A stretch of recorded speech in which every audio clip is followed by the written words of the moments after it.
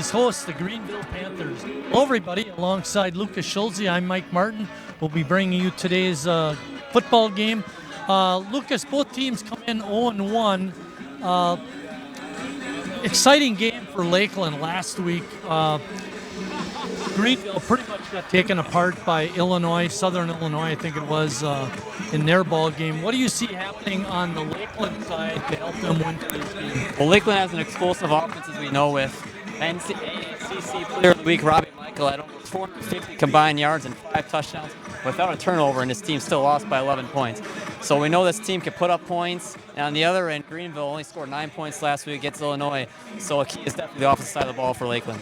One of the things we noticed in checking the stats is that Greenville likes to run the ball a lot. Lakeland likes to pass it a lot, and Robbie likes to run it a lot. So you're going to hear us call a lot of Robbie Michael today. But I would think defensively for the Muskies, they got to stop their pass. 51 points given up last week against Carthage. Need to control this team. 9 points, as I mentioned. They only scored last week, so defense is also a very big key for Lakeland if they want to stay in this game. Right. We're going to step out for the national anthem.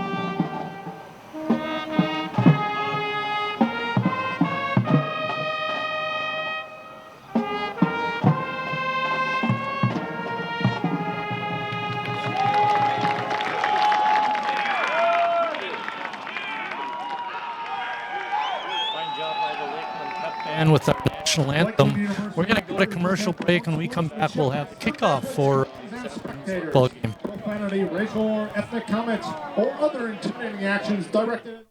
When I was 10, my mom got deported. We had a difficult time, and I feel that's why I didn't get to finish school. My husband is really supportive in a way that he pushed me to go back to school. She wants to have a career so her kids can look up to her. They both keep me motivated to go to school, and they see that if I do it, like, they can do it too, you know? I feel that everything's possible. Find free adult education classes near you at finishyourdiploma.org. Poverty impacts 11 million children in the U.S., forcing families to make impossible choices. Gas or groceries, lunch or laundry, rent or running water. 1 in 5 children are hungry right now because of impossible choices like these. Growing up in West Virginia, I saw kids living with hunger and poverty, and I've seen the impact Save the Children has on their lives.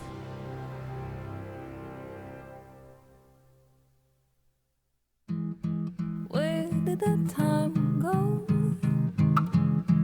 I don't know how I got here. You've done the hard part. You quit smoking. Now do the easy part and get scanned for lung cancer. If you smoked, you may still be at risk, but early detection could save your life. Talk to your doctor and learn more at savedbythescan.org. These walls and windows hold me tight.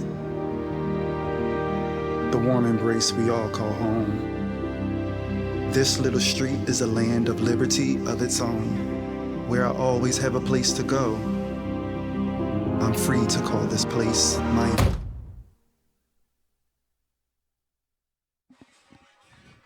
Back here at Lakeland College, they won the toss and elected to... That's an American dream.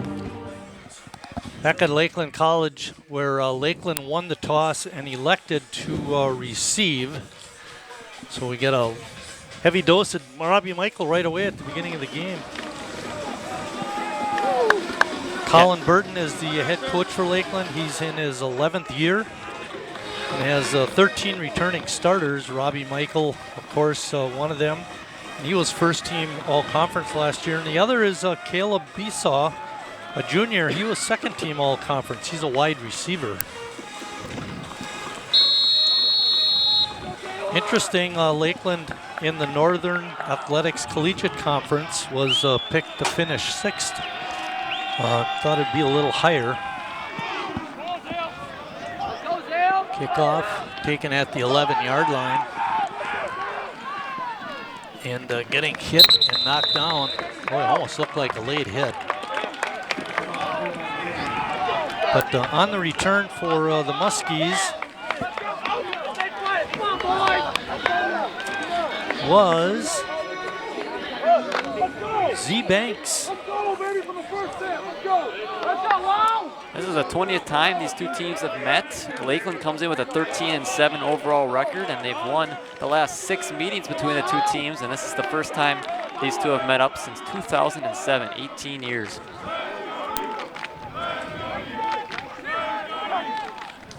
Michael has it, drops straight back, looking, fires over the middle, and he's got a receiver who made a great catch right at the 40-yard line. Making that grab was Mason McQuinn.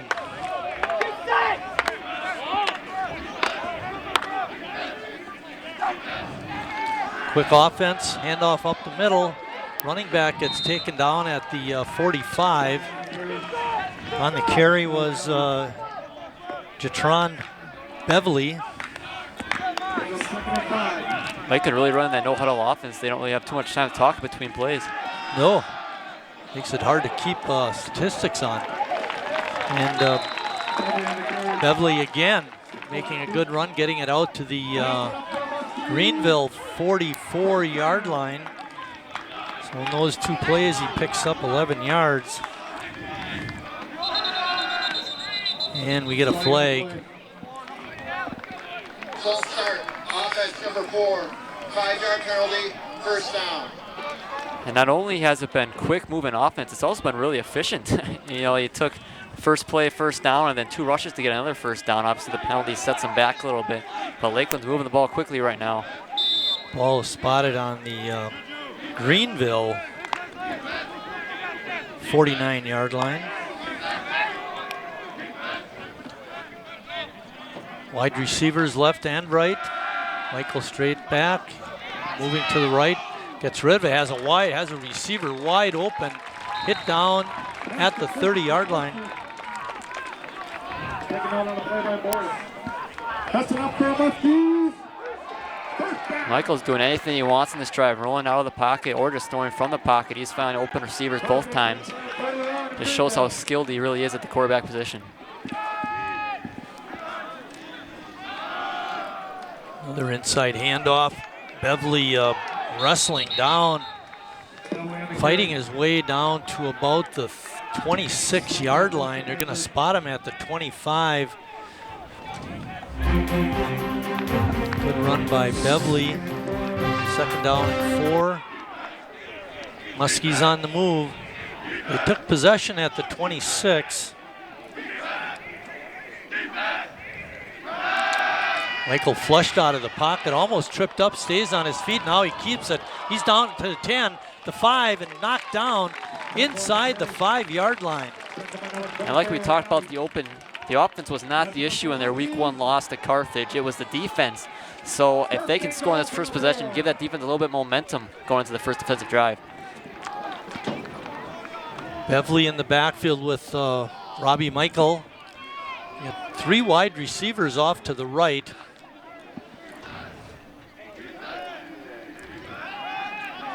Pitch out to Beverly. He's going to get hit down at about the 3, picks up maybe a yard. Not much going with that play. It was interesting, Lucas had their 3 wide receivers, and then the running back goes to the right also. Hoping for a couple blocks to be picked up for Beverly. It just wasn't there from the beginning. Empty backfield this time. Michael looking, got a receiver who makes the catch, touchdown. Touchdown, Muskies. Mason Motquin on the catch. That was a great play by Robbie Michael, moved out to his right. That's where everyone was, and he found Motquin in the back of the end zone wide open for the easy score, 6-0 Lakeland. Mackenzie Shep kicks the football and knocks it through. Good kick by her.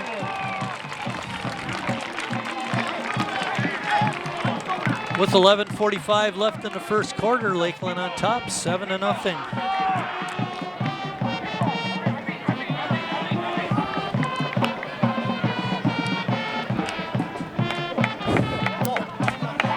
Too fast.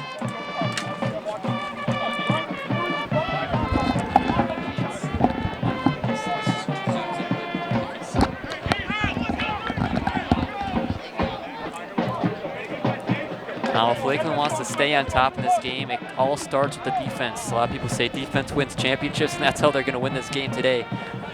Greenville came in just with 9 points scored against Illinois College in week 1 compared to Lakeland's 40. So see if the defense can make a stand for the Muskies today.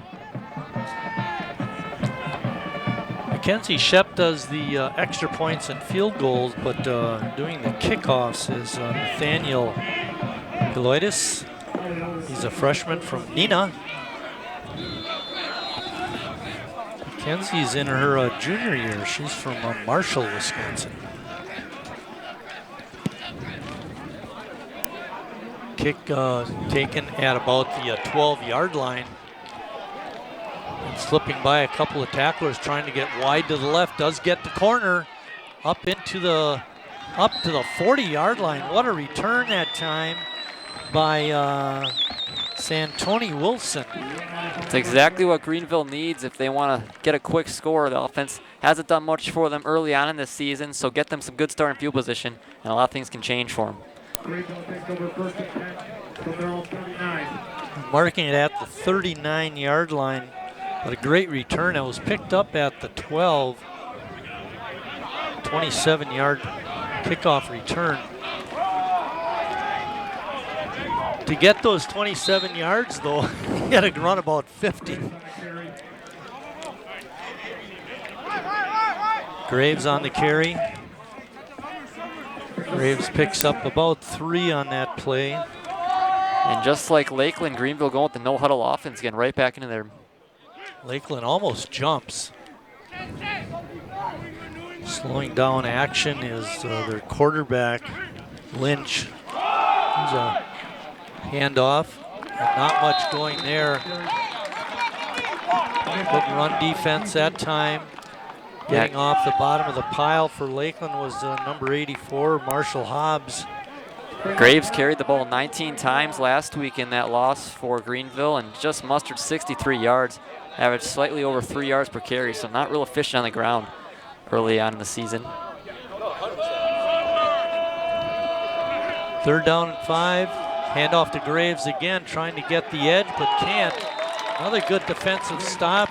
That one by Lakeland's defensive end, Kenyon Peoples. It's going to be 4th down.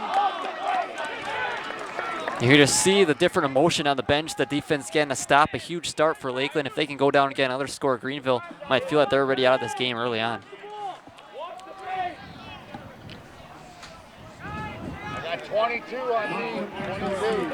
Lockwood back to return the punt for the Muskies.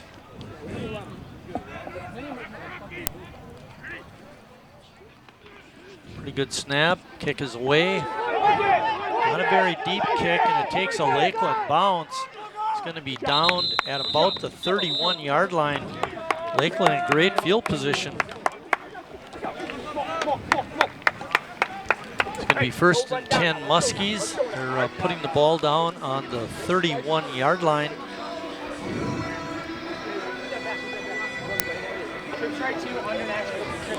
Saw how quickly and efficiently this Lakeland team tore apart the Greenville defense on the first drive. kind of gassed them out after the first couple plays. Not a lot of time to rest. See if they do the same thing on drive number 2. Robbie didn't run the ball much, but had that big 20-yard gainer or so. Deep down the middle and couldn't hang on to it was Mason Motquin.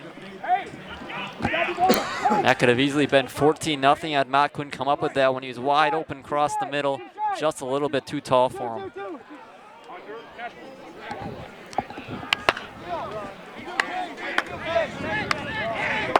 Three wide receivers off to the right, 2 to the left. Michael all alone in the backfield, stepping up, looking, trying to slip away but can't do it. Making the stop that time was Elias Velasquez. So Michael sacked, 2-yard loss. 3rd down and long, you'd almost expect Lakeland to go in the air, but you got to watch out for Michael's legs if things start to break down. 3rd down, 12.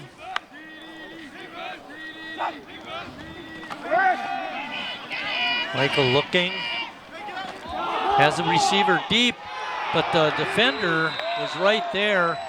Actually, having a better shot at the ball was Carlos Wilson Jr., but he couldn't come up with it. Goes as an incomplete pass by Robbie Michael. And almost better defense by Hampton on that one. The receiver trying to knock that ball out to not cause an interception from Robbie Michael.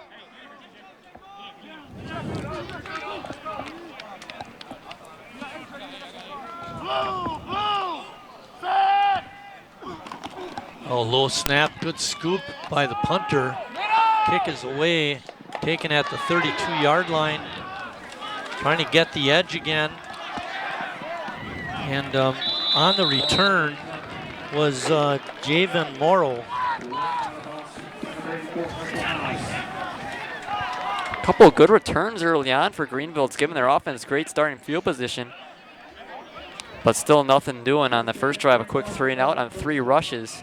Again, this team only threw the ball 14 times last week compared to the 19 rushes by just Graves in the backfield. So have to see if things switch up without much success early on. 1st and 10 for the Panthers at the 37-yard line. A little quick out. The wide receiver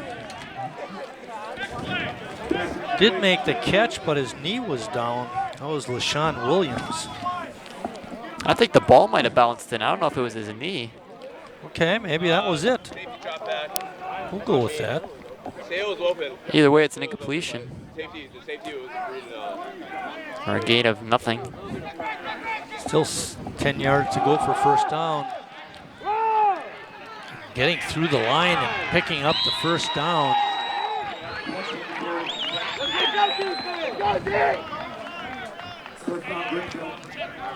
I didn't catch who that runner was. It was Lynch, the quarterback. Oh, Lynch on a good carry. He had a pretty good game in their last outing. Lynch is the quarterback. He goes number 13. Picks up 12 yards or so, and then we get a flag on the play.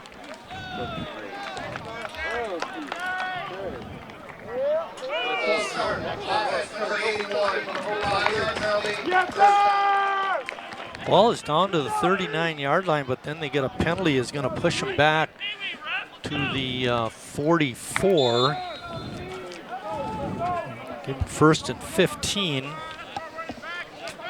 Lynch has only thrown 1 pass. He's done it with his legs, and Graves has already carried it 3 times. And now 1st and long, so we want to see if they maybe go through the air or try to get a couple yards back after the penalty with the run game. Seemed like they wanted to run the ball in that first possession. Let's see what they do this possession. Lynch on that good carry really gave him a little bit of life. It's going to be a timeout. We have 7:41 left in the 1st quarter. You want to know probably why they wanted to rush it a lot on first drive? Sure. Lakeland gave up 324 rushing yards in their week 1 loss to Carthage. We talked a little bit about that when we, here's my contention, Lucas. When it comes to like football, basketball, soccer, hockey, baseball, defense wins championships. And if we have a stout defense, it makes a big difference. Can also inspire your offense a little bit. If a team recognizes, like you said, a weakness, the running game, they're going to try to pound it down your throat. Yeah, and that's what cost them the game. You look at Robbie Michael's stats, and you're like, oh, there's no way they lost that week 1 game. But they ended up losing it by multiple scores. So exactly what you're saying. Defense is so important, especially in football, but also in all sports, really. 1st and 15. Man in motion to the right. Lynch right over the middle, has his receiver. Makes a good catch. That was Cooper Tillman on the catch. Picks up 6 on that play.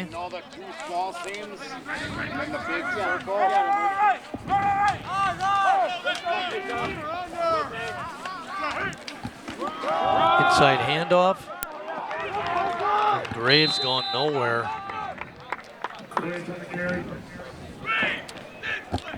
Not nearly as much success running the football for Greenville as there was last week for Lakeland's opponents.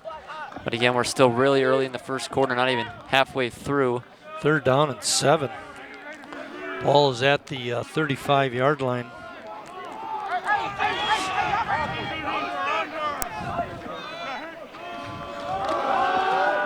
Fake handoff, Lynch has it, he gets rid of it. He had a man hanging on him. He was able to throw the pass, but it goes incomplete. See what Greenville does with 4th down. Yeah, you would assume they're not going to kick a 53-yard field goal. My wife gets these updates from this Catholic church we go to in Arizona, and they had a clip. The pastor at the church is a assistant football coach for Sunny Slope High School. Kid kicked a 53-yard field goal to win the game at the end. Oh, the wide receiver wide open. Breakdown on the defense. Benjamin Cordova takes that pass from Lynch and goes 35 yards for the score. Oh my. Tough break, looked like just a little bit of a wheel route down the sideline and wide open. No one anywhere near Cordova, and it was an easy score. And that ties up the ball game. Well, an extra point pending.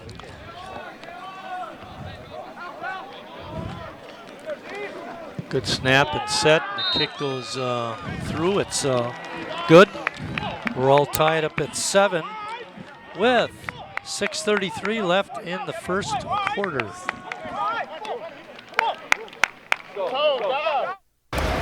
Hate is loud. It gets clicks. It gets attention. Hate, however, is actually quite small.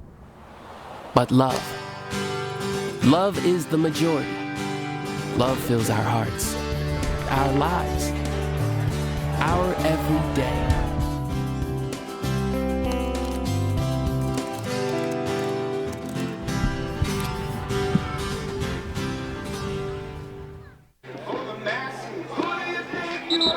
Back here at Lakeland College, Greenville, good reply from that long Lakeland touchdown drive. And it looked like Lakeland was going to get another stop. They had 4th and 6 from the Lakeland 35-yard line, and then a wide open Cordova for an easy touchdown. Has this game tied up at 7.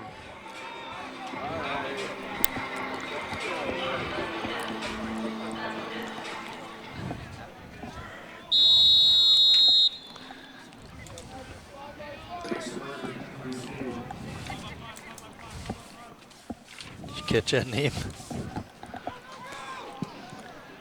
Kick is high, not very deep. It's going to be taken at the 18-yard line. Bumps into one of his own blockers and then is knocked down at about the 34-yard line.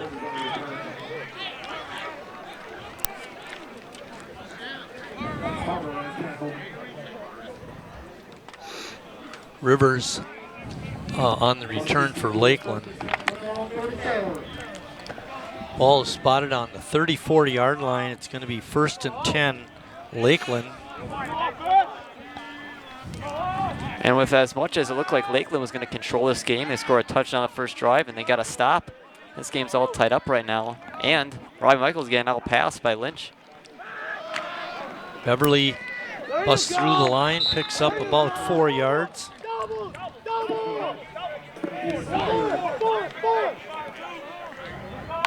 Run game's been successful earlier for Lakeland. Beverly's done a really nice job getting through the inside of the line. 2nd down and 6. Beverly again spinning off a tackler, dives forward to about the 42-yard line.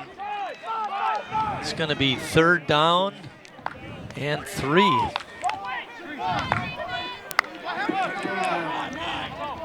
This is the type of thing where you think Lakeland would run some sort of an option route with Michael and Beverly, but now Beverly's in the...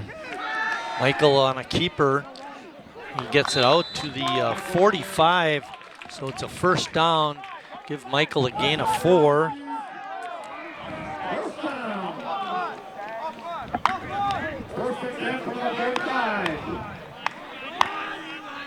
No passes yet for Lakeland. He's got a receiver out there, but not able to make the catch. Was Prater. Anthony got by the defense, but passed a little too deep. Michael started out this game 3 for 3 for 35 yards. He's misfired in his last 3 passes, and 2 of them could have been touchdowns. It's going to be 2nd and 10. Michael getting the play from the sideline. You see a lot of teams send players in with the play. Lakeland relays them from the sideline. Michael on a quick pitch. Got a receiver, looked like a face mask, no flag thrown. Pass got out, got down to the 47-yard line of Greenville. It's a pickup of 8. Great quick route by Robbie Michael, getting the pass out quickly. And a delayed handoff goes right up the middle. Beverly on the carry, and he's got the 1st down. Rivers on that carry. It's going to be 1st down, Lakeland. And it's the Muskies. At the 42-yard line. A little bit of a delayed action. There's a halfback option. Michael pitches it out to Rivers again, and he gets it down to about the 35-yard line. Nice pickup. And that's an area where Lakeland could be really successful with that option route, especially when the run game's working. You got to be afraid of both Michael and the back in the backfield. And also got to watch out for the RPOs, fake the option, and maybe throw a pass out of it. 2nd and 5. Rivers in motion. They send a rusher off the edge. Michael read it, tried to step up, but just couldn't get anywhere. Good inside defense. The tackle made by Newton. Give Michael a no gain. It's going to be 3rd and 5.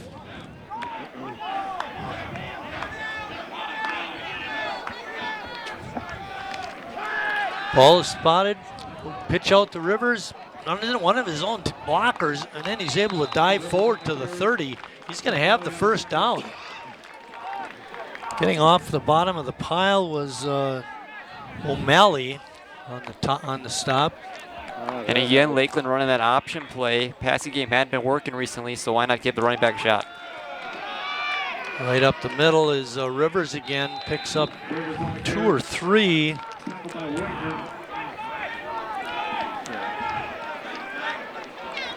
Give him 2 yards. It's going to be ball spotted just outside the 28. Now Beverly's back in the game. We saw Rivers the past couple of plays, but Beverly was the guy in the first drive. Fake handoff. Michael pulls it out, trying to get the edge, and eludes a couple of tacklers and has to dive forward. Had one too many tacklers to beat. He beat the first 2, but couldn't quite slip past the 3rd.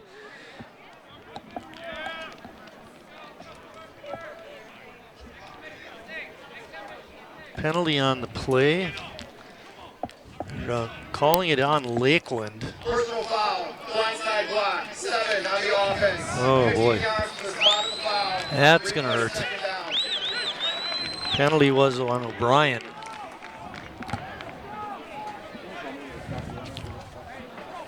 That's going to set them back deep in Greenville territory. Ball is going to be spotted at the 40. It's going to be 2nd down and 20.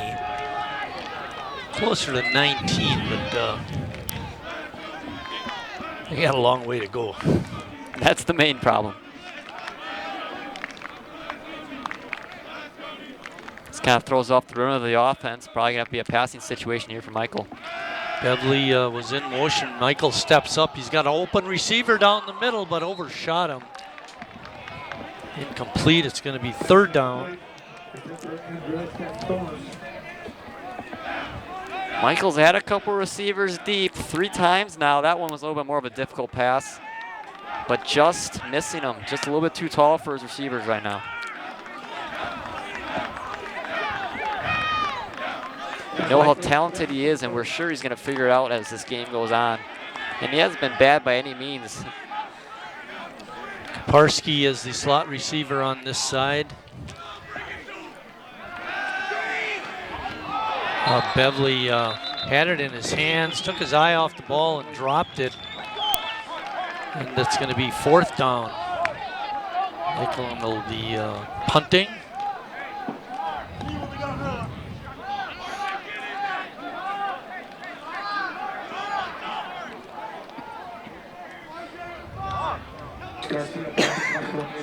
Garcia back to do the punting.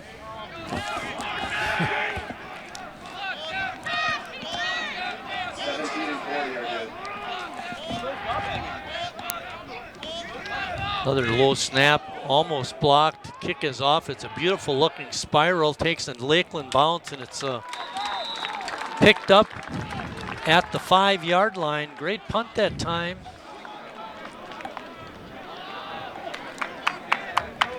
Lakeland punter was Aiden Winston. Almost blocked, got it off. Beautiful looking spiral. At the Greenville 6. There's 2:16 left in the first quarter. It's all tied up at 7.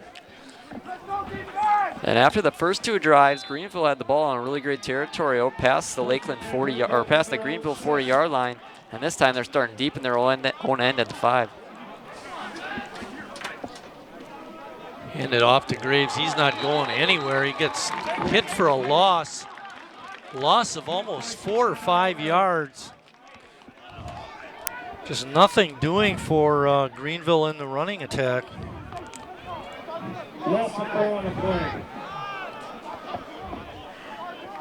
Have to assume another running situation. Don't want to risk the sack in the end zone for a safety.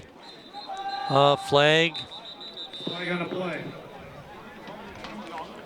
Too many flags, Lucas. For the snap, false start, offense number 81. After this, this is the goal, 2nd down. As if they couldn't get any deeper in their own end. Right.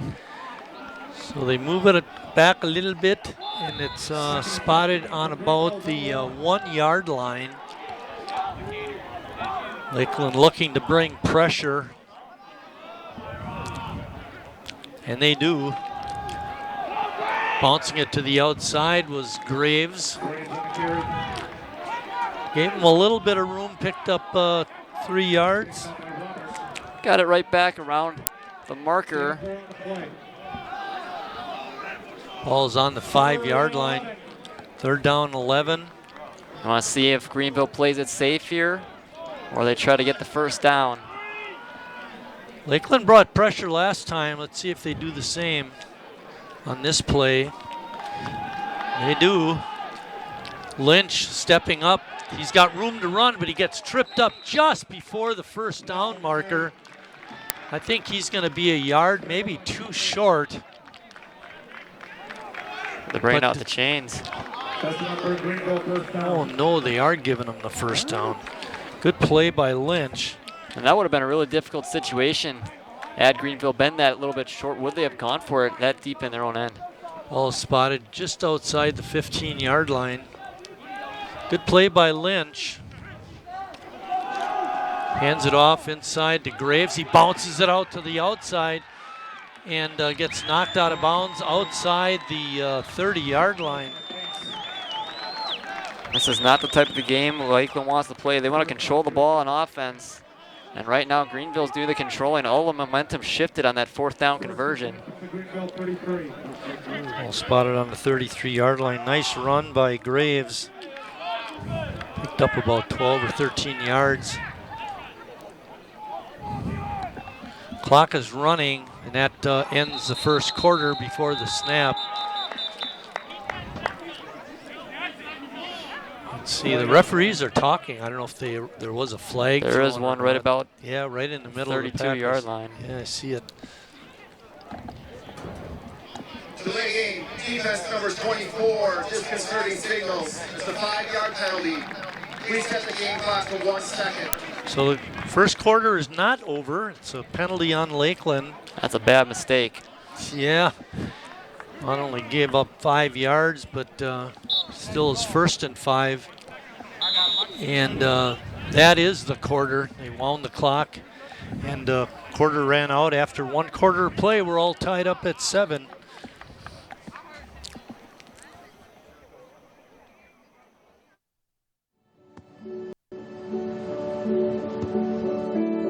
I don't remember how it started. Go to that. Our back and forth. It always came back. Dad! You probably don't remember what you told me. That was perfect. But I heard every word.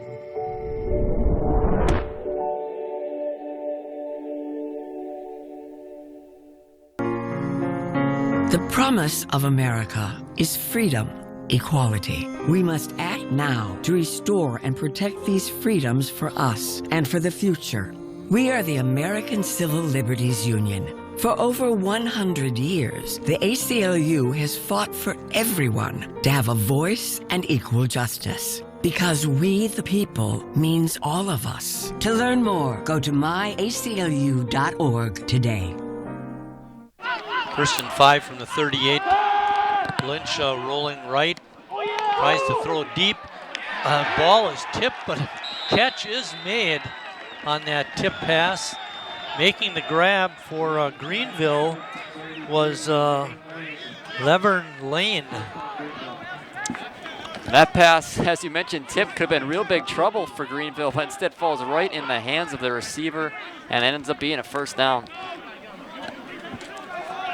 1st and 10, ball right at the 50-yard line. Hands it off to Graves. He busts a couple of tackles and spun down to check the spot to see if he gets the 1st down. Looks like they're going to put it right at the 40, which is a 10-yard pickup for Graves. After some early struggles, first couple of carries for Graves, he's seen a lot more room past couple of carries.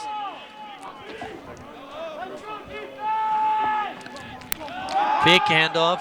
Lynch looking, has a man deep and open, but incomplete.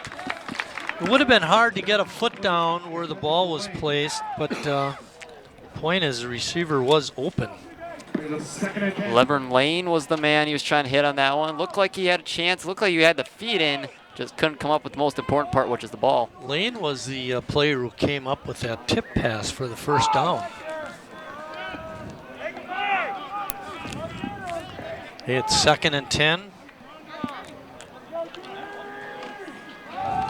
Inside handoff to Graves. He goes nowhere. Is hit right at the 40. Wallace on the stop. It's going to be 3rd and 10. No gain on a play. It's another 3rd and long. Lynch has really looked good throwing the ball. They just haven't done it very often. Just 7 passes so far. But you can tell he has a strong arm. He's thrown some deep ones, especially that touchdown pass to Cardova. 3 wide receivers off to the left. Lynch on the out pattern has his man and gets out of bounds. Making the catch was Lane again. So he's got to cover that guy. Did not get the 1st down, so another situation for Greenville. Just out of field goal range, you'd have to think. So 4th and 1, definitely a goal situation for him. My suspicion is they're going to run it. Graves has got pretty good success in the 2nd quarter. And look for him to go wide.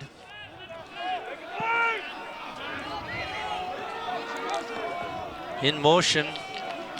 Inside handoff. Graves has got the first down and plenty more. All right. Graves was tackled by Oliver. Ball is spotted at the 25-yard line of Lakeland. 1st and 10.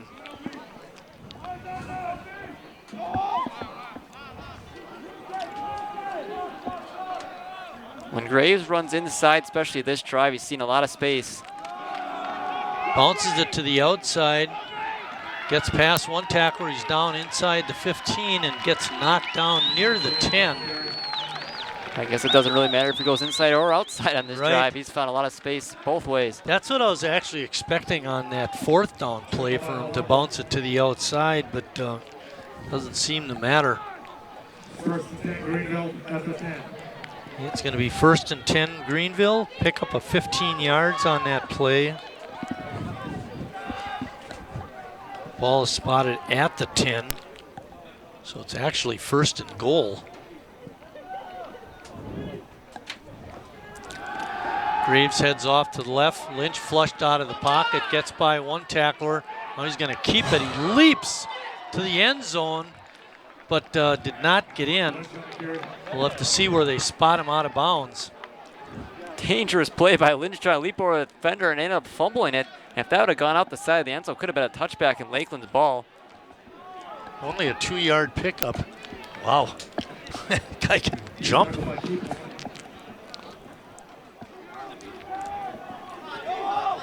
Second and goal from the 8. A 2-yard pickup. Just looking at him, doesn't look like he's that athletic of a ball player, but he sure showed it on that play. Yeah.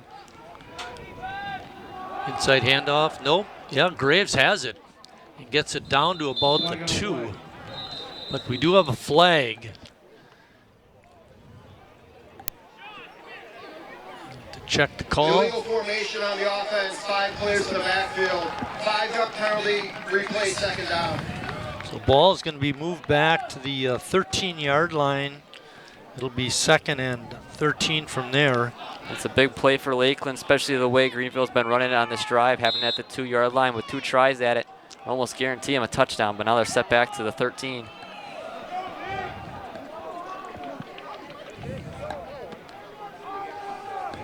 Lynch trying to get the play from the sideline. Seems to be a delay. Be interesting to see if they run it or if they call a timeout. It's getting close. And timeout Lakeland. Pardon me, Greenville. I thought they'd have to call a timeout. It was just too slow getting the play in.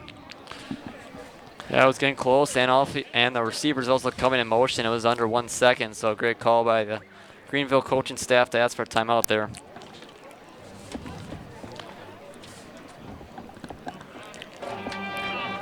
Our next broadcast is going to be next Friday, the 19th, when Brilliant heads to KLC. That's a co-op team of Kohler, Lutheran, and Christian. Those games are played at Kohler High School, which is also an excellent facility. Nice turf field. And they just renovated it, so they got a nice boardwalk and everything. Did you ever take a walk around Wood Lake? Not really. Yeah, no, me either. I heard it's only about a 10 or 15. I've driven past.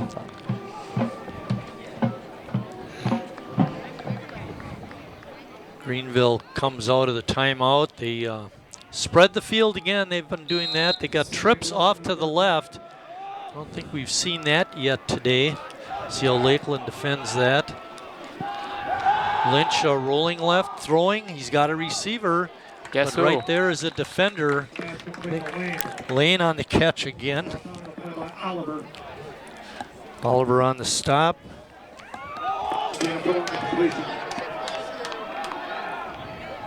Pickup of about 3 yards on the play. It's going to be 3rd down and 10 or so. They're spotting it at the 9. So it's going to be 3rd and 9. This original set of downs started at the 10-yard line. We've been going back and forth with the penalties and incomplete passes and things. Lynch looking, slips, spins away from one tackler. He's got an opening. There are flags in the backfield, and then he finally falls down at about the 7. Flag is in the area of holding. Holding, offense 63. Penalties decline, 4th down. Okay, 4th down. I don't know.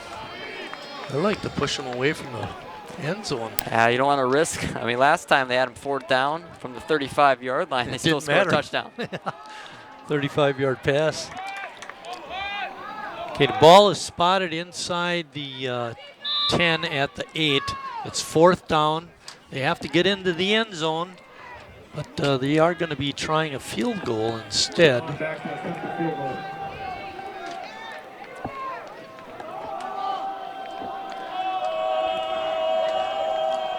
Good snap and placement.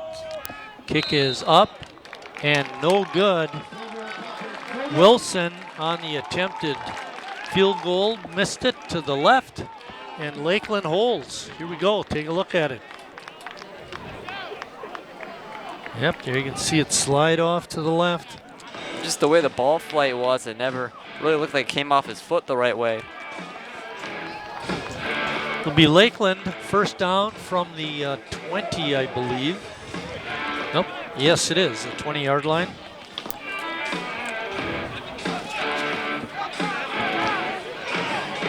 You know, I was looking at the kid who kicked the field goal, and I thought it was 11, but then when I looked, it was number 10, and they got 2 10s, so I don't know if it was DeHaan or Williams.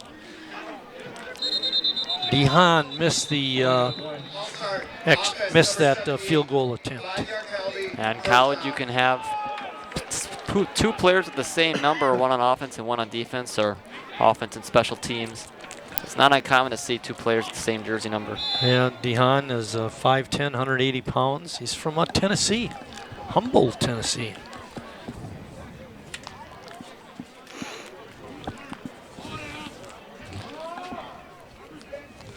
Have to turn this one that way. Michael back looking, drifts off to the left, does a little shovel pass to Beverly, but not much, only about 3 or 4 yards. Kind of gave Beverly no chance, just kind of want to get out of his hands on that one, just get a couple of yards at least. And with the false start, still 2nd and 12. 2nd and 12.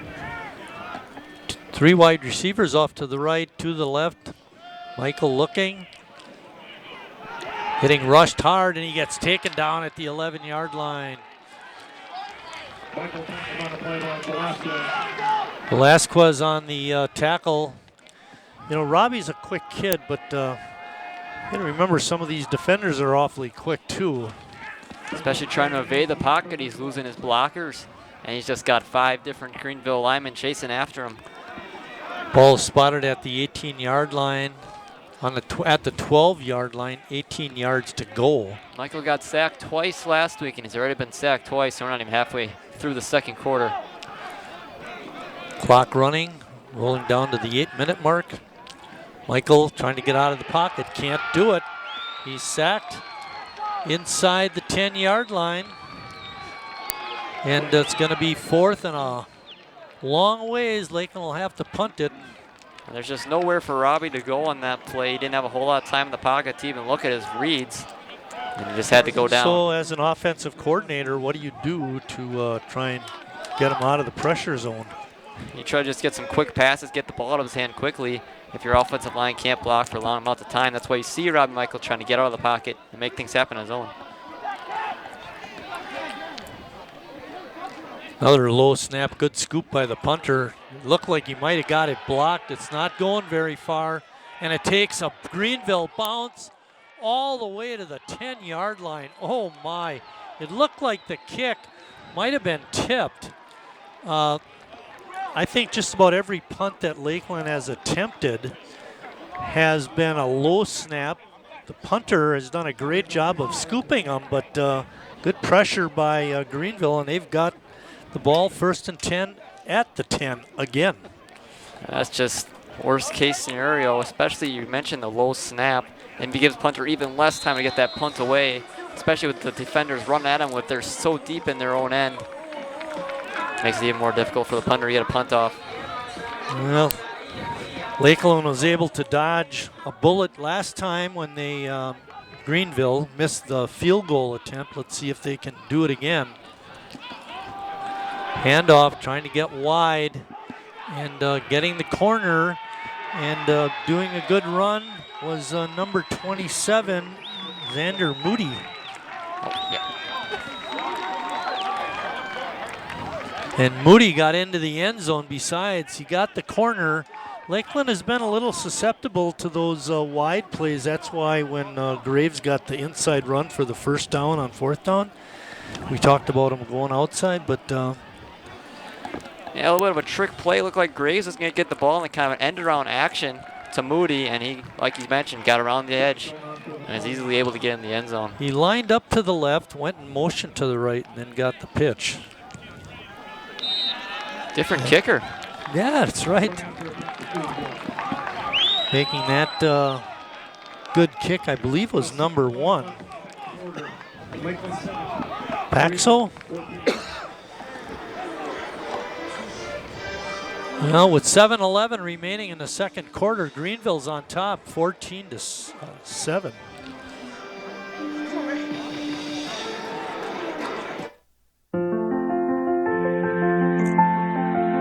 There are a lot of words I would use to describe my daughter. Kind, strong, hilarious. When I think about how much she's experienced in her life, we can't help but be inspired by her every day. So really, we are the lucky ones. Learn more at adoptuskids.org.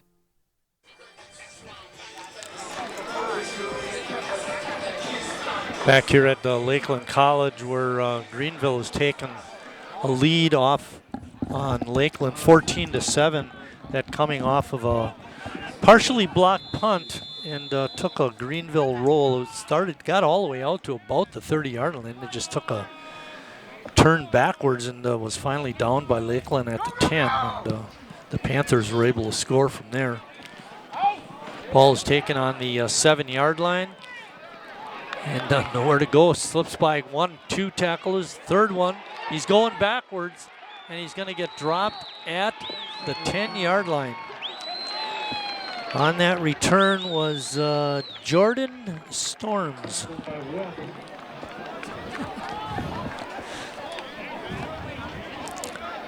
Not a good return. 1st and 10, Lakeland from the 8. Jordan Andrustek Storms, a hyphenated last name. It's going to be 1st and 10 for the Muskies. Ball is actually spotted on the 8-yard line. Oh my. A long way to go.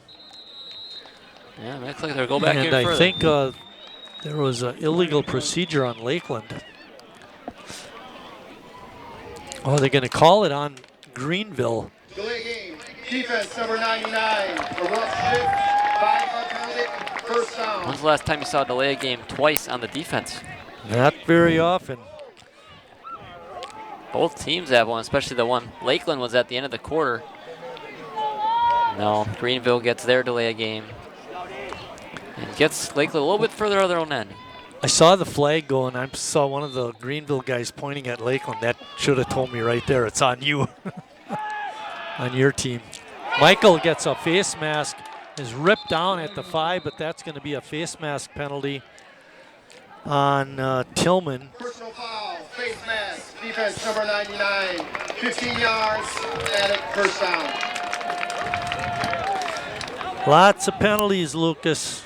And Greenville, the worst case scenario for them. They got Lakeland, they're deep in their own end again, and then back-to-back penalties that result in 20 yards total, and it gets them out to about solid field position at the 30-yard line.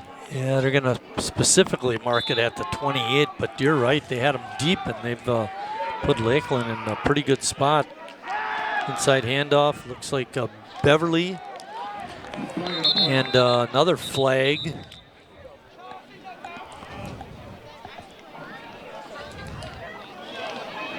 I think that was Rivers actually on the carry. See if you can catch that number.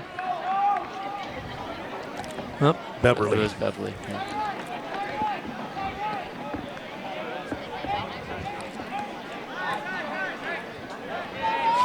Yeah, it is on Lakeland. A hold. Ball's back to the 18-yard line, makes it 1st and 20. 3 penalties. We've yet to see a clean play on this drive. Yeah, this is not a fun game to call. Got all these flags all over the field. Michael getting outside, throwing it deep, and 2 wide receivers in the area, and the catch is made. That one was by number 4, Deshaun Hampton. What a catch. Are you kidding me? Jumped off one hand, falling to his back. Personal foul, blindside block, 52 on the Oh no, there it is, one-handed catch. Beautiful.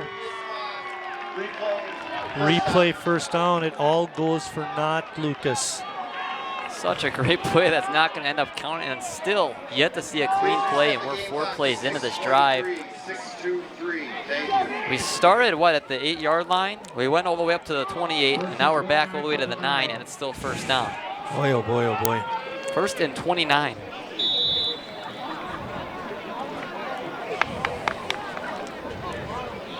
Great job by Michael rolling out, and an even better catch by Hampton in the midst of 3 players. Hampton, I was going to say one of those 3 was his own teammate. Michael looking, he bounces outside to the left, looking, going, he's on the move. He slips by a couple of tacklers, he's out to the 35 and gets knocked down at the 39-yard line. That's a 30-yard pickup.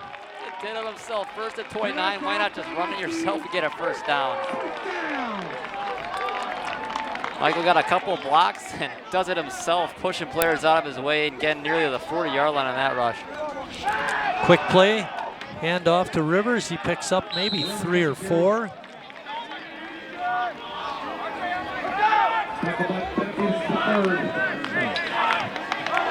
Been a really weird drive. You never really know what's going to go happen. Another inside handoff. Slipping by one tackler. Rivers carries again, gets it out to the 47. You might think maybe those back-to-back runs maybe to give Robbie Michael a break after running 30 yards. It's going to be a 3rd down and 2.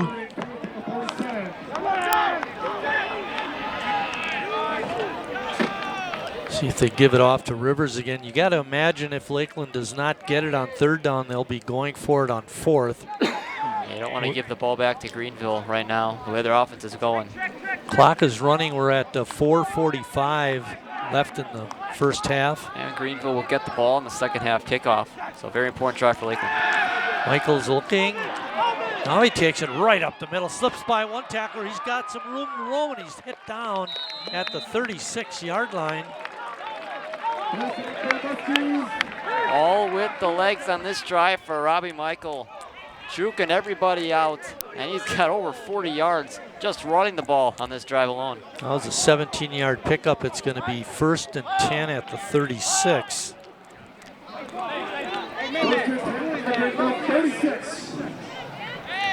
Lakeland spreading the field as they always do. We got 3 wideouts to the right. Rivers in the backfield. He gets the handoff, trying to slip through the defense, but pretty stout inside defense that time by Greenville. The stop was made by Velasquez.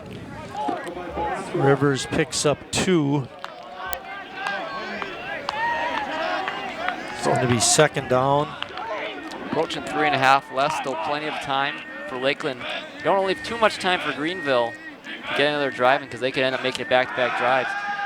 Michael drifting, looking. He's got a receiver, and cutting in front and not being able to catch it was the defensive back. he had a great shot at it. Missing that catch was Lawless. He made a great break on it, but couldn't catch it. Like a roughing the passer, the play where they hit Robbie Michael below the waist. But even just on that throw alone, tough play for Michael, rolling out to his left, throwing it on his right, and knowing he's going to get hit. Very difficult play to make. Ball is going to be spotted at the 19-yard line. And it's going to be first down and 10 for Lakeland. There's 3:19 remaining. Was that the sixth penalty on this drive between the two teams? I wrote some of them down. I've got 4. A couple of them I didn't write down, apparently. Michael's rolling right, looking. Ball is tipped at the line, goes incomplete. There was pressure by number 99, Samuel Tillman. It's going to be second down and 10.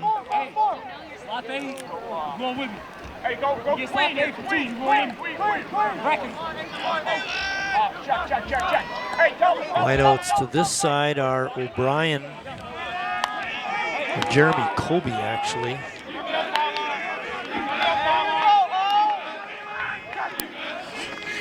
Michael looking, rolling off to, he's got room to run.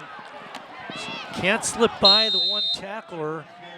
Great tackle made that time by Greenville's linebacker, Trey Benavides, the third. It's been great coverage for Greenville all drive. It's led to have Robbie Michael kind of do it himself, run the ball. And he's had a lot of success with it, but you know he'd probably rather throw the ball in those situations and have to risk his body every single time. Great tackle made. Robbie is very elusive, and to be able to tackle him in the open field was saved a touchdown possibly. Third down and 2. Michael keeps it right up the middle. He's got the first down, and he's inside the 5 before he's finally, they're going to mark it right at the 5 before he's pushed back. It's going to be a first down, pick up 8 yards on that play. Yeah, he's got nearly 60 yards rushing on this drive alone. And a drive that started inside the 10-yard line. And now Lakeland finds himself deep in the red zone at the 5. Taking a lot of time off the clock. Yeah, clock is still running. Thought they called a timeout. Oh, I know, a 2-minute timeout. Just like they do in pro football. Yep. Stop the clock at the 2-minute mark. Just added to college last year, the 2-minute warning. Right. I don't know if I like it. But, oh well. Yeah. It's the way it is.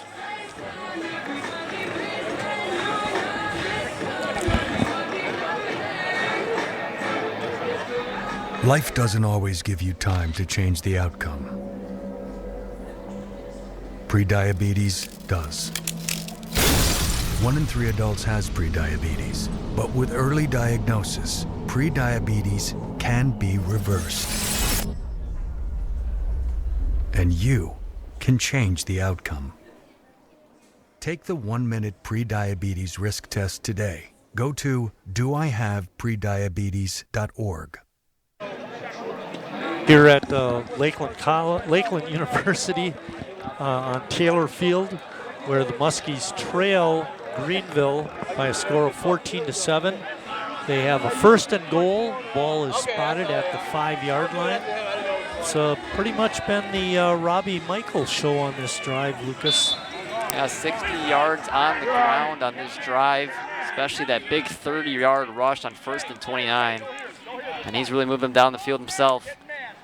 Beverly is the slot on the left side. Michael taking it right up the middle, and he goes into the end zone, touchdown. No messing around there. Good move, good play. Watch this, watch the middle open up. Yeah, perfect way for Robbie Michael to end this drive. Take it up the right side. Perfect blocking by the Lakeland offensive line, and barely even gets touched on his way into the end zone. Scott, can you run that again? You can see the double team right in the middle of the line, push that defender out of the way, left a wide open lane for Robbie to run through. Here we go. Watch the center and the guard. Double team right there. hits it right off tackle and scores. Extra point is good. And we're all tied with 1:57 left.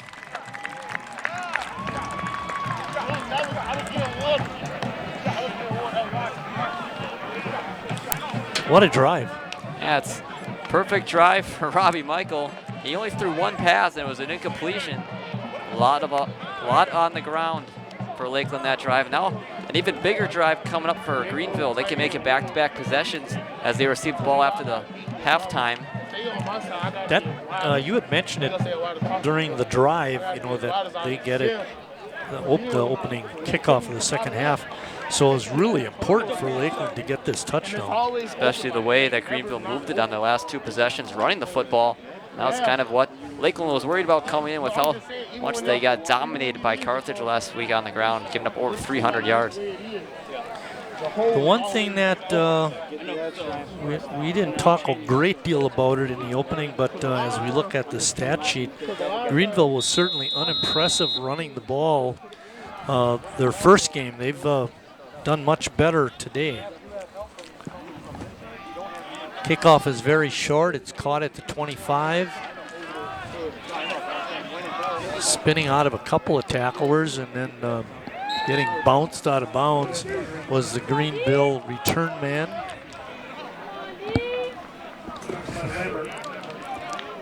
LaShawn Williams on the carry, on the return, pardon me. Okay, let's see if the Lakeland defense can pick it up. It's going to be 1st and 10, ball spotted just outside the 40. We'll call it the 41. And Greenville has a minute and 50 seconds to move it down the field. That's a little bit more passing from Lynch.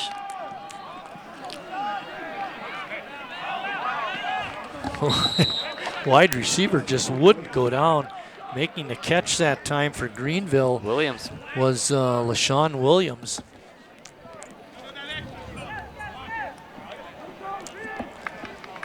Pickup of 7 yards on the play. 73 passing yards on the day for Max Lynch on 60% completion. Lynch back, not a lot of pressure. Pass is caught. Williams again. By Williams again. He's found a favorite receiver on this drive anyway. It's been Williams and Lane, really the two receivers that done a lot of damage. Ball is spotted at the Lakeland 42-yard line.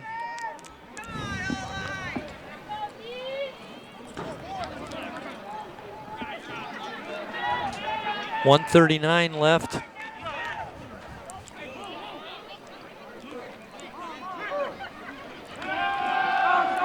Another quick pass to the outside, but couldn't find his receiver. That intended receiver was Moody.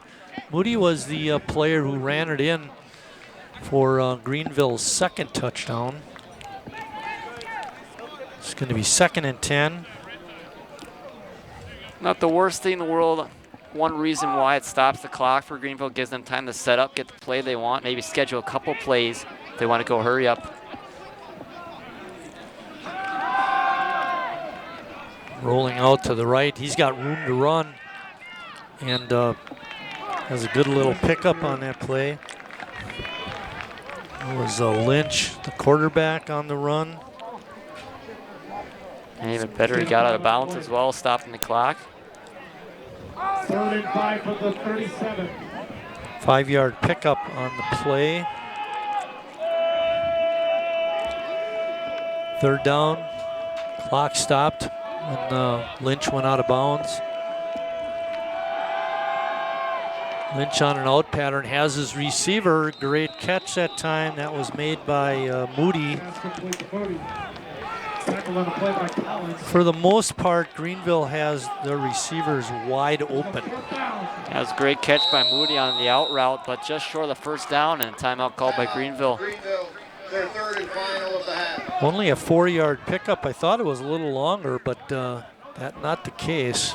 Yeah, it was a long drop back by Lynch, making sure he had a little bit of time to work. Made that throw look a little bit deeper than it was. Ball spotted on the 33-yard line. 1:10 left in the first half. We lost our banner again.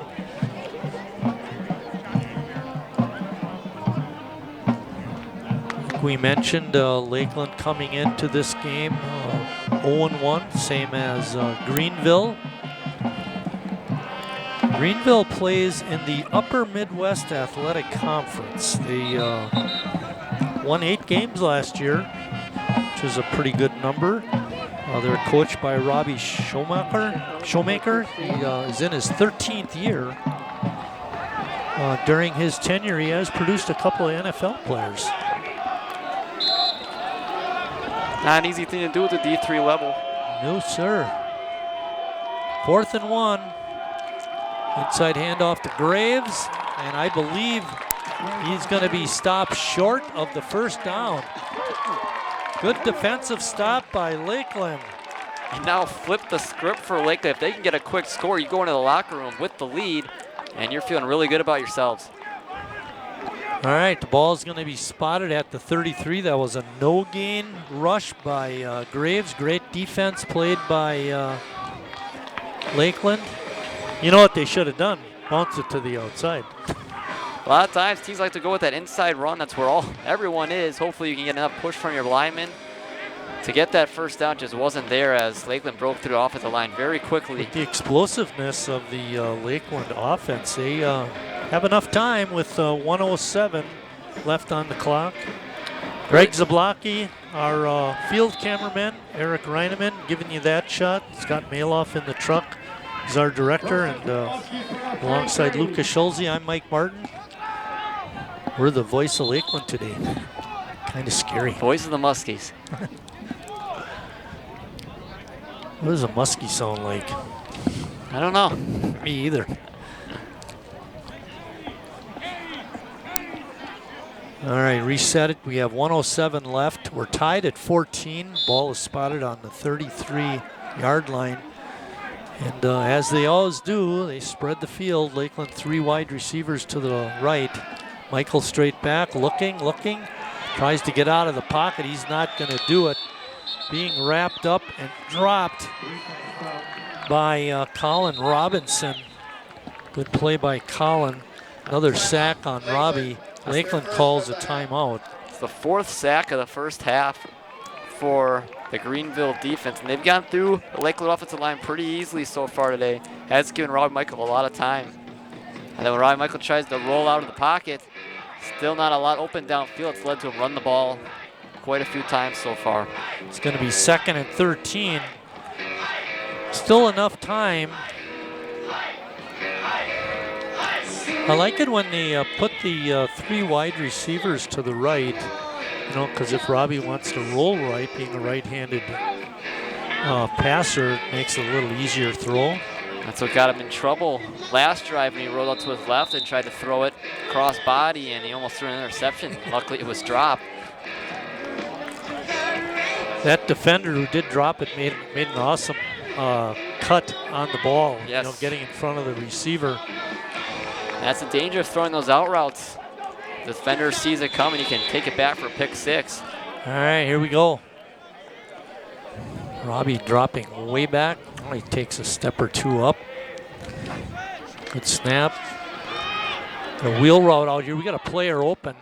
Pass is complete in the middle of the field. I think they're going to give him forward progress to the 40. It's going to be an 8-yard pickup. I don't think Michael ever saw that receiver, number 5, Rivers, down the field. Could have been a touchdown.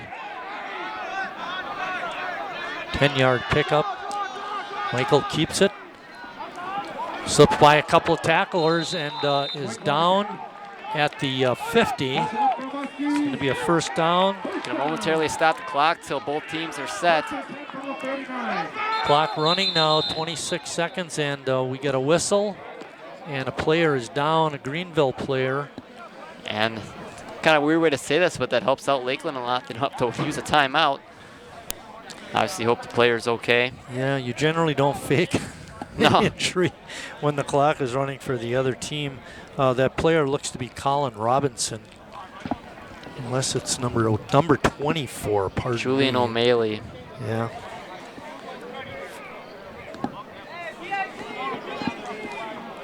Hopefully Julian will be okay. Freshman linebacker from Paddock, Kentucky. I think I called his name earlier in the game. You did. What threw me was I called him O'Malley. I'm not sure which way is potato, you know, what the heck. At least he got his name mentioned. We could do this, Lucas. Julian was injured on the play. Oh, that doesn't seem right. Well, they were out of timeouts, and when it's under 2 minutes and a player goes down. Okay, all right. It's under 2 minutes. You're supposed to have to use a timeout, and since they had none left, results in a penalty. So it's more about the time that it happens. Yes. 26 seconds left. Maybe they should put time back on the clock. All right. First and 5. Michael going deep. He's got a receiver out there, but off the mark. The intended receiver that time was Holly. Check that, number 81, Liggins was the wide receiver. Who was the intended receiver.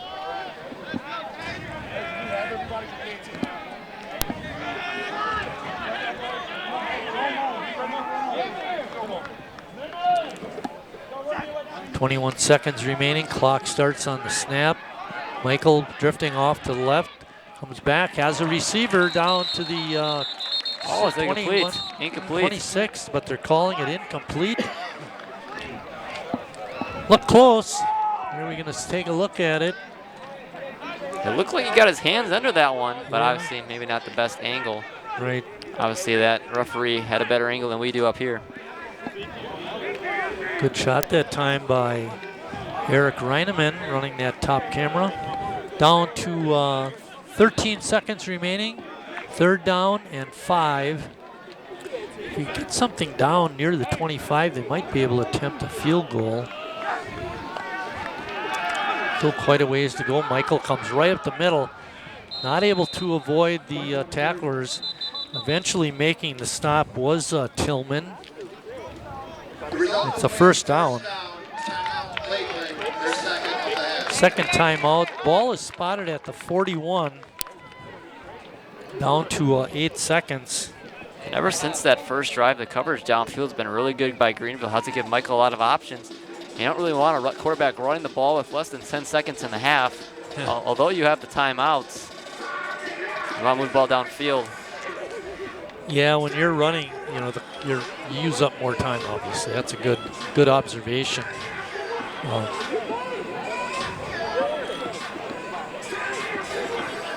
We mentioned Greenville will take the second half kickoff. It is senior day today. Give a shout out to the Lakeland seniors. I'd mentioned in the opening too that returning this season were 13 returning starters, not necessarily seniors.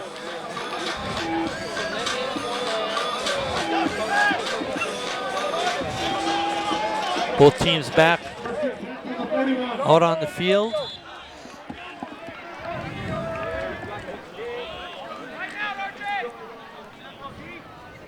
Michael barking out the signals, drops straight back. Now he bounces it out to the left again, looking, throws short, pass is incomplete, and the clock has run out. We are at halftime. With the score, Lakeland 14 and Greenville 14. We'll take a break and see what we have here for halftime statistics.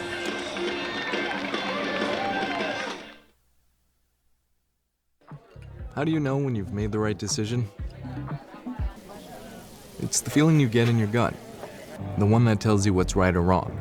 It's the one that says, sure, I can have a drink. Or the feeling that says, okay, I've been drinking. Now what? It's the voice inside you that says, I'm buzzed. Better leave the car when it's time to go. Plan ahead.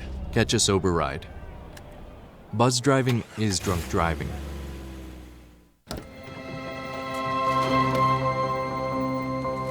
The impact of a meal goes well beyond feeding our bodies.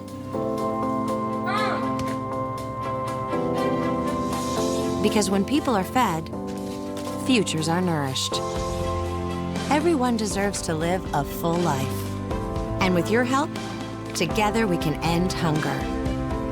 Join the movement at feedingamerica.org/actnow. When I arrived in the U.S. at 19, I struggled to find job opportunities without a high school diploma.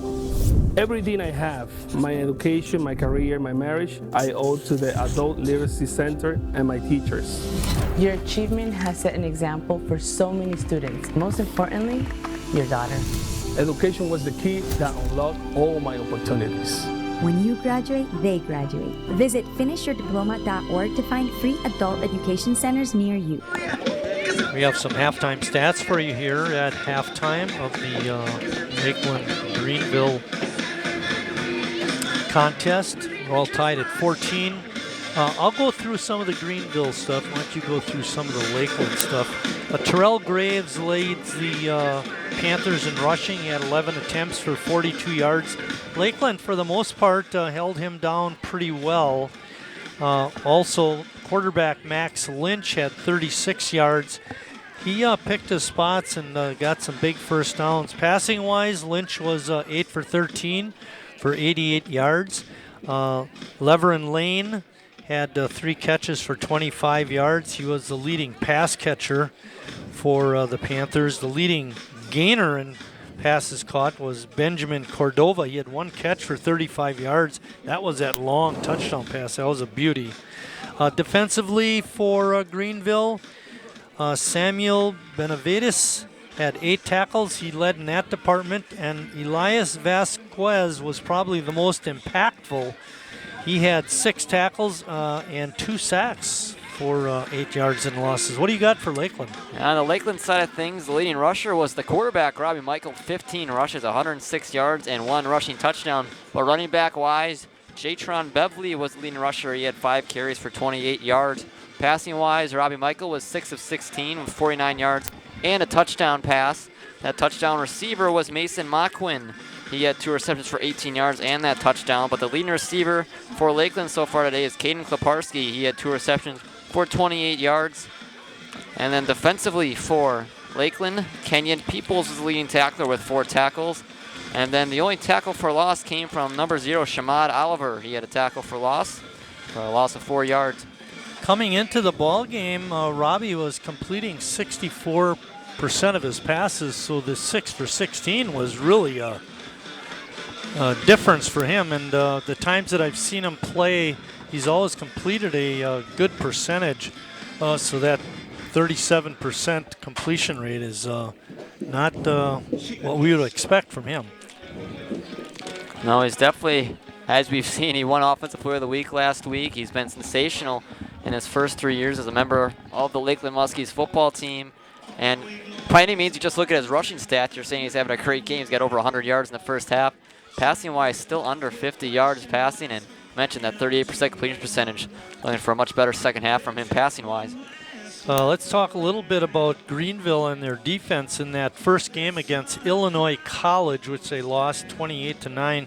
They allowed 370 yards and 118 on the ground, 250 in the air.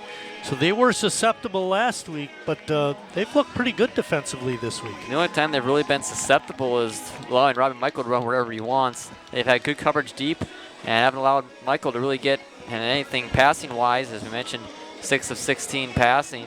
And they've already outscored their number from last week. They only scored 9 points against Illinois College, and they've got 14 already through one half of play. And I think, I don't know if you had mentioned it, but Michael was sacked 5 times in the first half. The Greenville quarterback, Lynch, was not sacked once. And again, Lakeland needs to step it up a little bit on defense, obviously. Yeah, defense that got pushed around last week. They've been better today. They've got a few stops, just allowing the 14 points and that big stop at the end of the half to give their offense a chance to get a lead going into the break. Let's see what they do to start the second half. Greenville's going to have probably solid field position. So. All right, we're going to step out. We got just over 2 minutes left until kickoff, hopefully. And we'll take a short break, come back, and get you ready for the second half.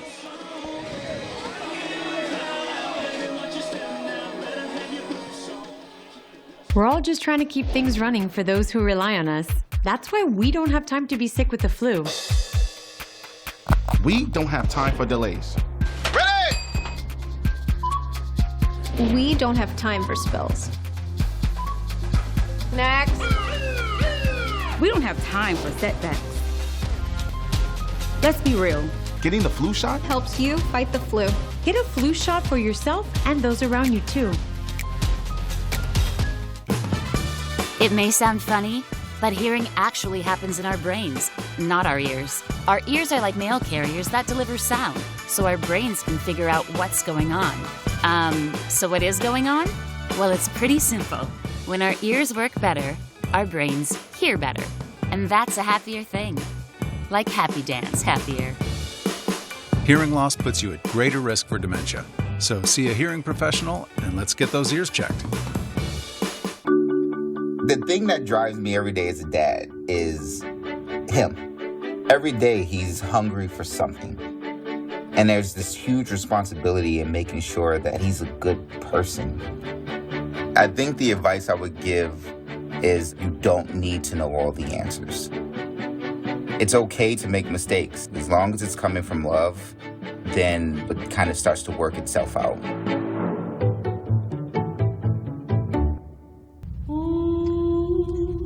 Hey, boss. Okay? I said I'm fine.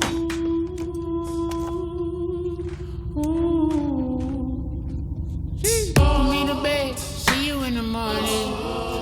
With the frosted Superman, but it wasn't on it. And we lost it. You can talk to me.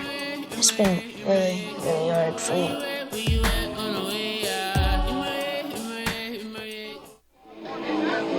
Crew today, we have Scott Maloff as our director. Running camera 1 is Eric Reineman. Camera 2 giving you that shot is Greg Zablocki. I'm joined by Lucas Schulze. I'm Mike Martin. Our next game, we'll throw that out right away. Brilliant will be at KLC on Friday, September 19th. That's a 7 o'clock game. We look forward to bringing you that. But let's get back to Lakeland University football. They need to play good defense on this first possession. Yeah, it's the most important part of the game. We talked about it coming in, about how their defense kind of let down the offense in their first game. They've been solid so far. Slipping by a couple of tacklers is the return man for Greenville. Sean Williams again. He's had a lot of damage returning the ball so far today. He got knocked out of bounds at about the 47-yard line. And he broke at least 4 tackles on that run. He was pushing everyone out of his way. His way almost got to midfield on that return, like you mentioned. 35-yard return. That's not a good start. But let's see if they can do better now. In the backfield with Lynch is Cordova. And gives it off to Graves, who is also back there. And Graves keeps his footing and gets it down to the Lakeland 42. That's an 11-yard pickup. That's something that's become more of a problem as the game has gone on. Graves has found a lot more space throwing the football. He came in at halftime just having 11 carries for 42 yards, but an 11-yard gain there makes that running yards approach look a lot better. Lynch lost the ball. I think it got tipped, and then he falls on it way back to the 48-yard line. That's going to be a loss of 10. I think Lynch had a little bit more time than he thought on that one. Didn't have to go down right away. Could have picked it up and maybe got out of the pocket and thrown it away. Instead, he loses 10 yards and kind of throws off the rhythm of the drive.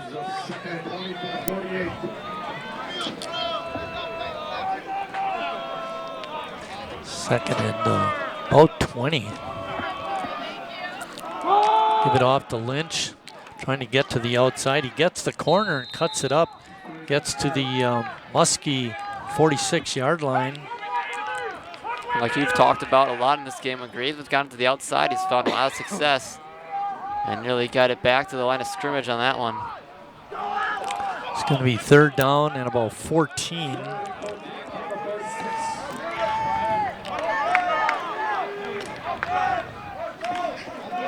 Fake handoff. A little juke and jive and good moves by the receiver Williams. And we had talked about how elusive Robbie Michael is, man. LaShawn Williams, he can move. Pickup of about 6 or 7 yards. Ball is spotted at the 42. Actually, only about a 4-yard pickup. The ball is spotted at the 42. It's going to be 4th down and 10. Sends Williams in motion. He goes down the right sideline looking for him. And he can't make the catch. Pretty good defense played that time by the Muskies, and they're going to get the ball in good field position at their 42-yard line. Williams gave himself a shot on that play. Lynch made a pretty good throw. Williams got in position, just couldn't come up with it, and went off the foot of a Lakeland defender.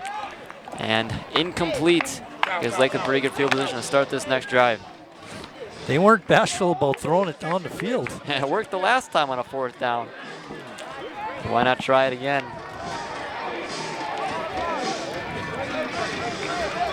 Looks like in the backfield is Beverly. Side handoff to him, trying to get some room, and there's nothing going inside. No gain.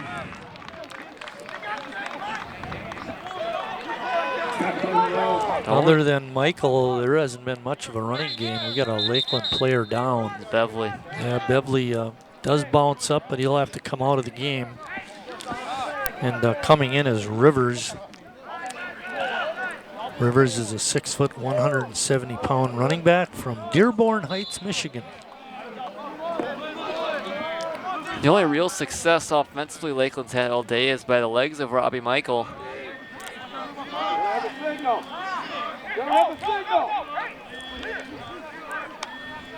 Got those over 100 yards on the ground. Looking, just got it away, and nobody in the area.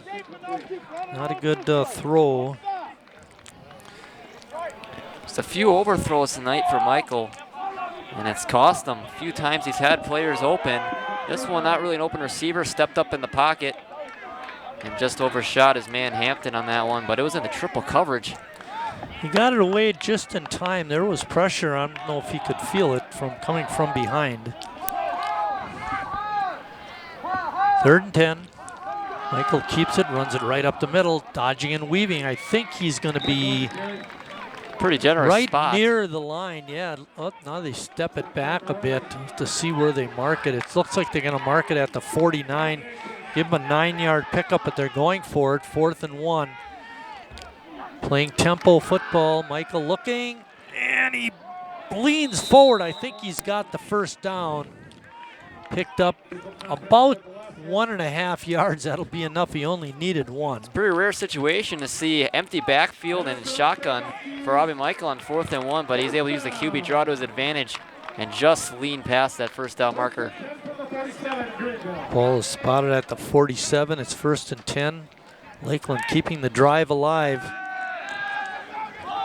Robbie going deep and incomplete.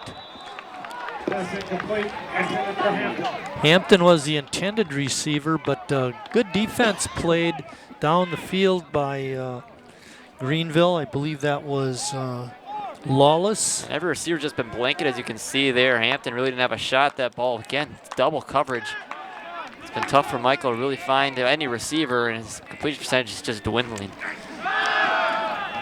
Inside handoff. Rivers on the carry, gets a good chunky yardage. Michael started off this game 3 for 3 passing, and then ever since he's 3 for 15. 6 yards on the play. Ball spotted on the 41, 42. And Rivers gets up inside the 40. They're actually marking him down at the 40. Boy, it didn't seem like a very good spot. Now, looks like he got just a little bit past the 40. Kind of reached the ball at the end, but he was more than down. Illegal procedure is going to be on Lakeland. Offense number 7, 5-yard penalty, 4th down. And stuff when those false starts come on a skill position player. Well, you know what I guess bugs me is that it's an inside run. He knows, the receiver, it's an inside run. Why are you jumping? I mean, you have no impact on the play. Maybe throw a block downfield. 4th down and 7. Little option. Pitch out is to Rivers. He's got the first down and gets out of bounds inside the 35. A little option run. That's a risky play to run on 4th and 7. Michael does a nice job of the option route, and Rivers able to take it down the sideline and get more than enough for the first down. Fake handoff. Michael flushed out of the pack. He's going to take it and go. Slips by one tackler and another and leans forward. Give him a gain of 8. Nice run by Robbie. It's just incredible how elusive Robbie Michael is, as you can see here. Looks like he's dead to rights, breaks the tackle there, breaks another one, and then pushes his way forward for about a gain of 8 yards. Ball is spotted at the, looks like the 28-yard line. Hand off to Rivers. And he punches forward just outside the 20 to about the 21 or the 22. I think it's just a great job the way Lakeland has adapted so far in this game. They threw it a lot early, realized it wasn't working, and they've used the run game to their advantage. Another inside handoff. Rivers again getting a lot of carries. Picked up 4 on that run. Ball is spotted on the 19-yard line. Michael looking, bounces it outside and then gets tripped up. Michael on the carry. Initial contact by Harris. Harris on the stop. Little gain on the play, maybe a 2-yard pickup. Yeah, another QB draw by Michael. Tries to find space. There isn't any, and he's got by far different defenders for Greenville.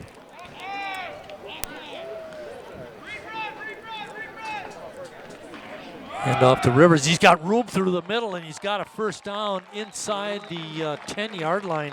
Boy, a hole opened up in the middle, and he took advantage. Hey, take a look at this. Rivers, so much space in the middle of the field. Great block by the Lakeland O-line, and he had more than a first down inside the 10-yard line. Not much there. Rivers, very little room. Brought down by Morales.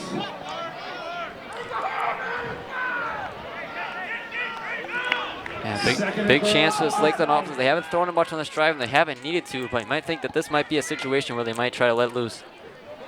High snap. Michael keeps it, trying to get to the outside. He can't. Great tackle made by the defender, Harris, Cortland Harris on the stop. Yeah, Michael uses the option again, tries to take it left side, and again, just no one there to block for him, and he's got 3 Greenville defenders right in his way, and he loses a couple. Loss of 2 on that play. Makes it 3rd down and 9.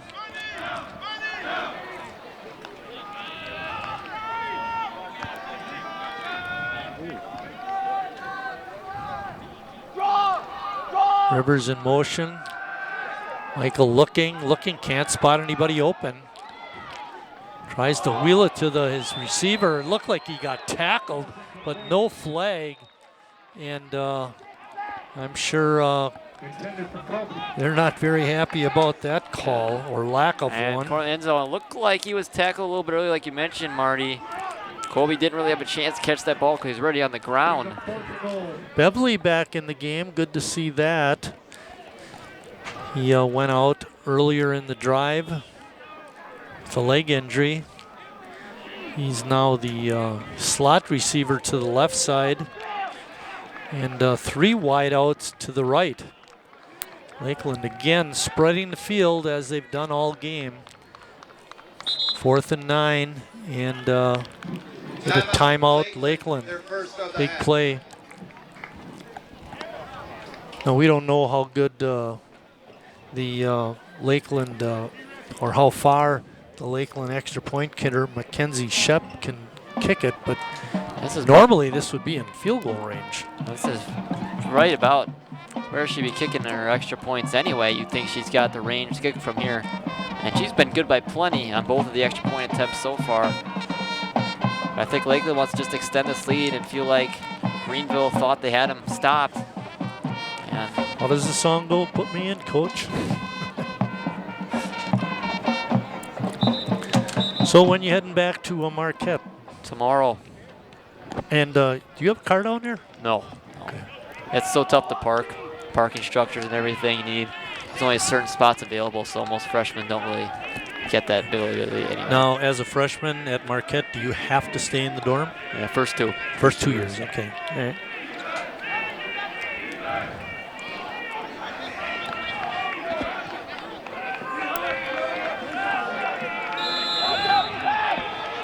All righty, 4th down and goal. Ball spotted on the 9-yard line. Lakeland trying to get in there. All tied up at 14, trying to take the lead.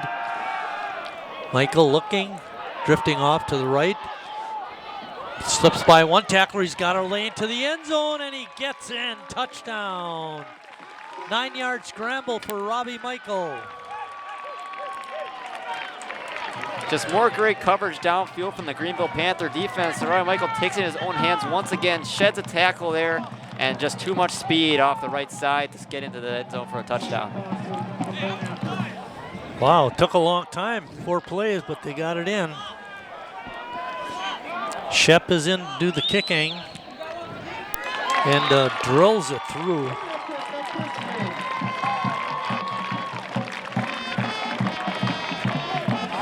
With 6:40 left in the third, Lakeland on top, 21-14.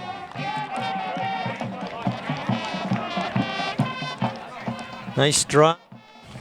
Let's see, that would have been a 58-yarder. 58-yard drive. Had to navigate a lot of penalties and incomplete passes, but they did it. 6 for 16, 19, 6 for 19 passing. Slow day at the office. Not rushing wise. Nope, not rushing wise, that's for sure. Eliotis set to kick off for the Muskies.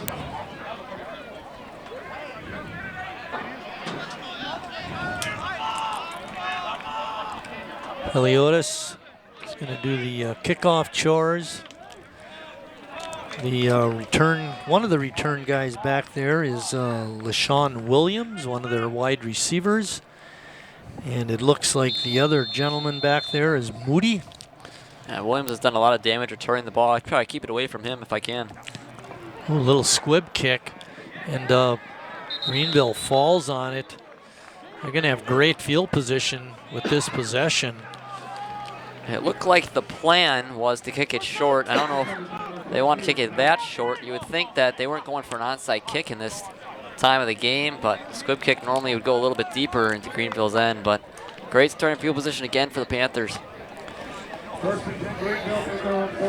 Great analysis on that. He needs to practice his squib kicks next week. We're at Taylor Field on the campus of Lakeland University, where the Muskies have the lead. Williams is the wide out to this side. Lynch still at quarterback. Looking, keeps it all the way and runs it. Only picked up about 2 yards on that keeper. Got it up to the 49-yard line. It's going to be 2nd and 8. There's a speed option that time for Lynch. Looked like about pitching it, but Lakeland was ready for both ways, so Lynch just decided to keep it and gain a couple. Only gave him 1 yard on that. Graves gets hit in the backfield and taken down. It's going to be a loss of 3. Good defensive play by the Muskies. Looked like another option route this time, just nowhere to go for Lynch or for Graves.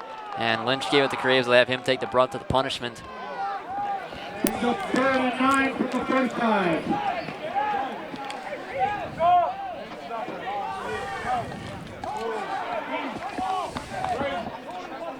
Wide out on the far side of the field for the Panthers is Ambriz.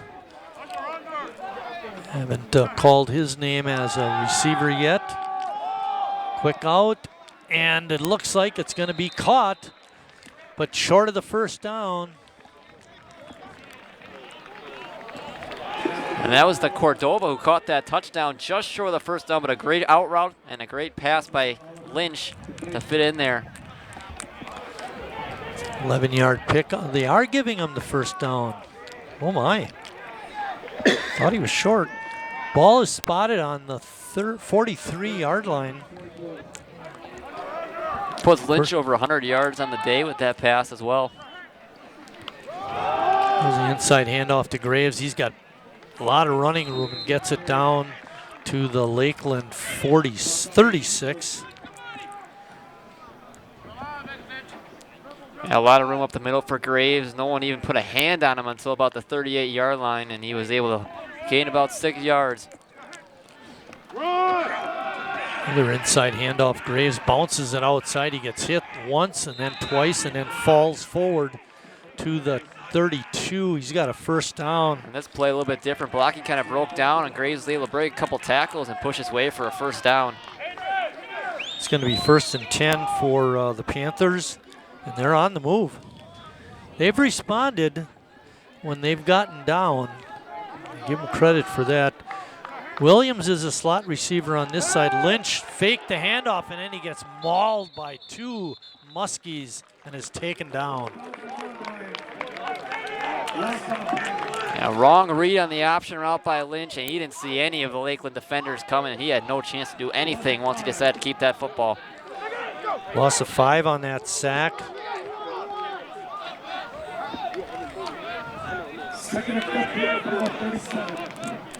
Big play here for this Lakeland defense. If they don't let Greenville get back to the line of scrimmage, makes it a very difficult situation on 3rd down. Double reverse. Williams has it. He's a good runner. He's elusive. He's going to have the first down. He could go. Slips by a couple other tacklers trying to get to the end zone, and he makes it. A 37-yard run for a touchdown on a double reverse. What a play by LaShawn Williams. It's a trick play, obviously ran really well, but this is all LaShawn Williams once he gets the ball. Breaks a few tackles, should have been down at the 10-yard line, but he broke 2 different Lakeland defender tackles and roamed his way right into the end zone to tie this ball game up after the extra point. You gotta imagine the coaches up here, notice some of that. Lakeland overcommitting on the end runs and things, and thought the double reverse would work, and it certainly did. Extra point is good with 3:19 left in the 3rd. We're all tied at 21.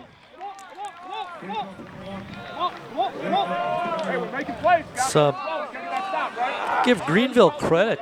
They've gotten down, but this is twice now in the ball game they've been able to bounce back with strong drives. This drive was off of that bad kickoff, was 53 yards. Doesn't sound too impressive, but that long touchdown run certainly made it impressive. Yeah, it's the 2nd time they've scored on a trick play, and you mentioned all day about how important it is for these Greenville runners to get to the outsides where Lakeland has been very vulnerable, and they did on the end-around touchdown, and then now LaShawn Williams with the double reverse, and he made everything happen on that one to tie this game up.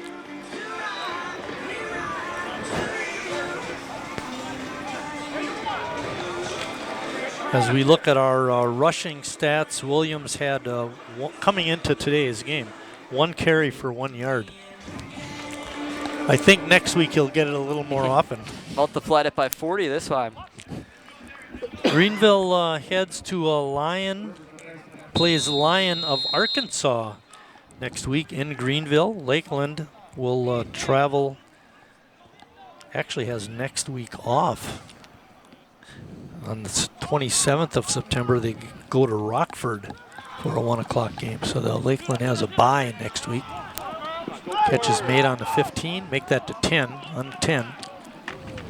And not much doing on that return. Gets it out to about the 23. That was Banks on the return.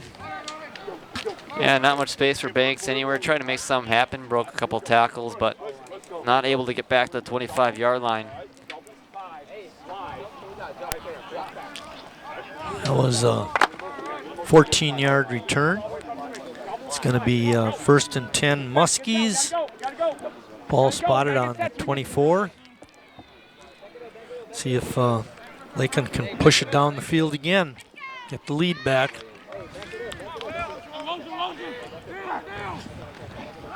Inside handoff, it looks like it's Banks, and he gets drilled right at the 25. It was Beverly. Give him 1 yard. Beverly tried to do an inside run concept, and it got blown up by Greenville. Looked a little bit of space early on, but nothing doing. Just able to get back to the line of scrimmage. Beverly trots off the field, and in the ball game is Rivers. Rivers has had a lot of carries today. Hassan Rivers.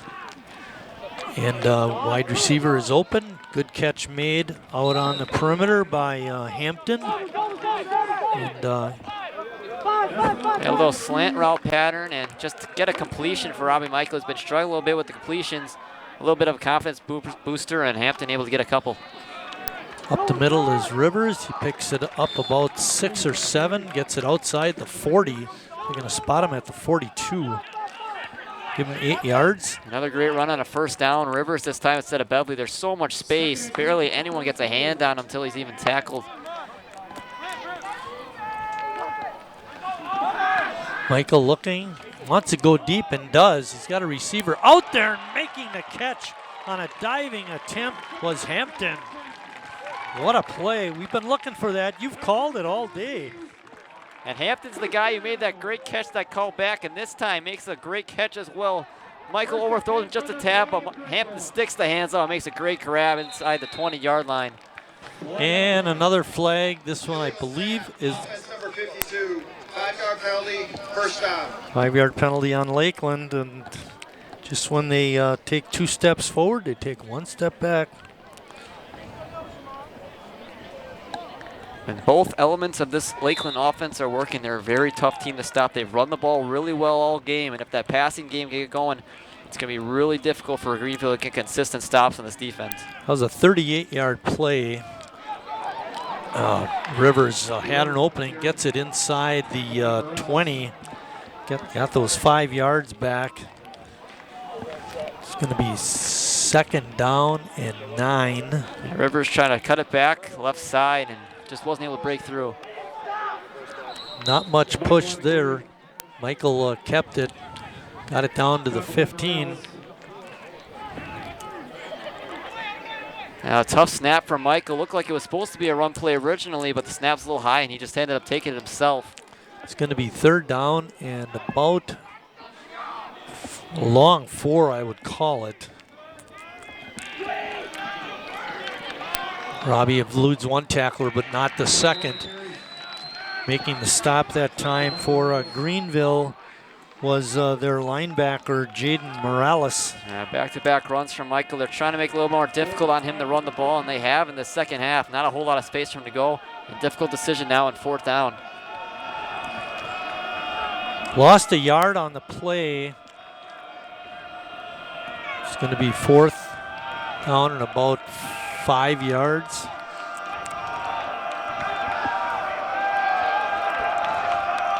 Might run out to the end of the quarter. Michael sends Rivers in motion. And get a timeout. That's the end of the quarter. At the end of 3 quarters of play at Taylor Field on the campus of Lakeland University, we're all tied up at 21.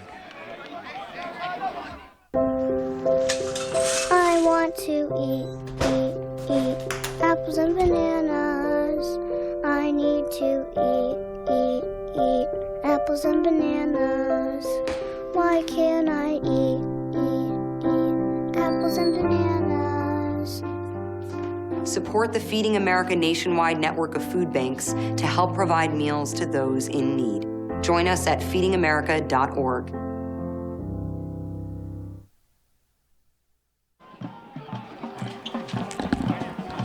Thank you very much. Thank you. Back here at Lakeland, we got the updated stats through 3 quarters. And how far are you off? Robbie, 8 for 21.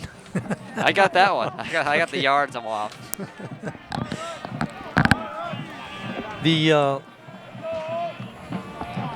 Who was the kid who caught the long pass or was did Hampton. the long run? Oh, Williams Rob had Williams. the 37-yard run. That was the long play of the 3rd quarter. Okay, 4th down, 5 yards to go. Michael looking to the sideline for the play.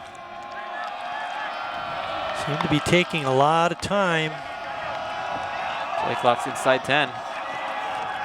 Michael, quick out. He's got his receiver and gets stumped and knocked back. Great tackle that time by Jaden Morris. A little bit of an outrun to Kleparski. Makes a nice catch, but there's nowhere for him to go after the play. And they will not convert on that 4th down. It's going to be Greenville ball. Who made that catch? Kleparski. What number is he? 80. 80. Not enough. All right, it's going to be 1st down for Greenville. Greenville. They're going to start from the 11-yard line. We're all tied up in the 4th quarter at Lakeland University. Coaches right down in front of us are talking to the offense. They got their benches in a V shape. Coach in front of them talking. Lynch's pass is complete. Slipping by one tackler, but not the next. Was the wide out for Williams again. Williams making another catch. I think what Greenville wants to do right now is just get LaShaw Williams into space, and they tried to do that with the screen pass, but Lakeland blew it up really quickly, and there's no space for him to go at all. 2nd and 10, no gain on that play.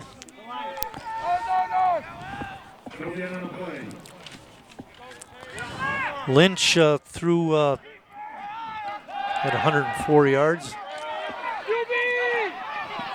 Deep play, he's got a receiver out there, but he turned his receiver around where the throw went and where the receiver was looking, and the pass goes incomplete. And again, it makes it difficult when you got a right-handed quarterback rolling out to his left, tries to make a deep pass, just underthrew him just a tad. If you could have hit him in stride, may have been a touchdown, but throw was off the mark. Lynch 11 for 18 in the ball game with these 2 passes in the 4th quarter. He went 10 for 16 through 3 at 104 yards and 1 touchdown. Big play for Greenville and the Muskies. Pass is complete, but the receiver is, oh my, he got a great spot. They're going to give him the 1st down. Williams on a little bit of an out route there. Makes a nice catch. Looks like he's short, well short, maybe even a yard short, but looks like that 1st down. You got an awesome spot on that. I don't like that. An 11-yard pickup.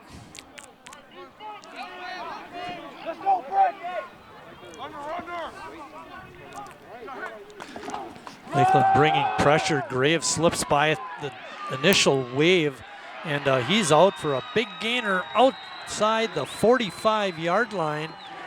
That's going to be a 10, 15, 25-yard run. Makes really difficult for a defense when a running back gets right through the 1st level of defense without even getting touched, and that makes Graves really a problem as he gains over 20 yards on that rush.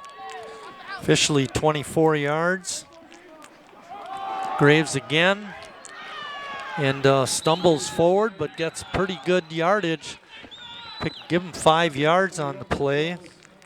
And Graves came into the half with just 40 rushing yards, and he's up over 80, and that was before the start of this 4th quarter, so he's well over 100 yards after that rush, past 2 to be exact. 2nd and 5, Graves again. It's been a workhorse all of a sudden. Lakeland hanging on, and Graves is going to pick up 2 on that run. It's going to be 3rd down. And workhorse is the right word to use for Graves. He's over 20 rushes to get that 100 yards, and he's been the major focus of this offense so far for the Panthers. Big 3rd down coming up here for this Lakeland defense. See how the Panthers handle this. Graves still in the backfield. Looks like they're trying to set up the half quarterback option, but what happened? It got taken away. Lynch was fighting for yardage, and it looks like a Lakeland player just stripped it right out of his hands. And the Muskies are going to have it. Making that great defensive play was Roberts. It looked like Lynch was going to have a chance at the first down. Looked like he broke a few tackles, got around to that edge, and was trying to lean his way forward for the first down. Then Roberts just rips it out of his hands and creates a turnover and a great spot for this Lakeland offense to take the lead. Wow. The ball is going to be 1st and 10 for the Muskies on the 37. But yeah, there was a big scrum on that sideline in front of the Greenville bench. And it looked like he was going to get the first down. But then all of a sudden, the Lakeland Muskie had it, and it was Roberts. It's tough. Look at this setup. 4 wide receivers on the right, all bunched up.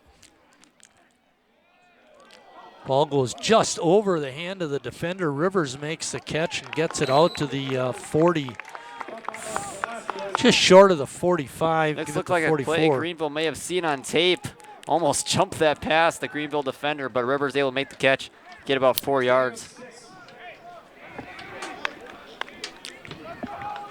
Second down and 4. More traditional spread formation. Michael keeps it and doesn't get much, and he looks a little bit banged up.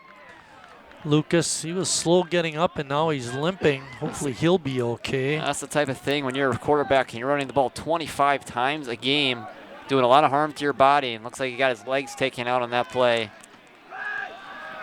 Give it to Rivers. He's not going to get there. Picks up a yard. Not much space for Rivers on this play. Gets the inside handoff. Looks like a little bit of an opening, but second level of the Greenville defense able to blow it up quickly. 4th and 1, Lakeland going for it. That's one thing about the primary running backs for Lakeland. They're not very big. Michael keeps it, looking to get up the field. He got tripped up. He might be short. Depends where the spot is. He was able to reach the ball forward somewhat as he got tripped up. We'll take a look at the replay here. Another quarterback draw. Looks like they're giving the first down on this one. Right there. Like he was short, but that second effort by Michael to get the first down, reaching that ball out just enough to get past the marker. Ball spotted at the 48-yard line. Give him a pickup of 1 on that play. Michael back deep, looking, trying to find an opening. Little dump-off pass. Good catch made down the field by Hampton. Rivers on the catch. It looked like Michael didn't have much downfield, so a little flip to his running back, Rivers, on the check down, and he's able to get the first down. Yeah, holding. I thought I saw something a little funny as he was roaming around the backfield, and unfortunately my suspicions were correct. And that's the thing that can make it difficult on offensive line when you got a scrambling quarterback like Robbie Michael. When he tries to get outside the pocket, and those defensive ends want to get off of the blocker and ends up holding a lot of times for offensive linemen. Okay, it's going to be 1st and 20. Ball spotted back at the 38-yard line.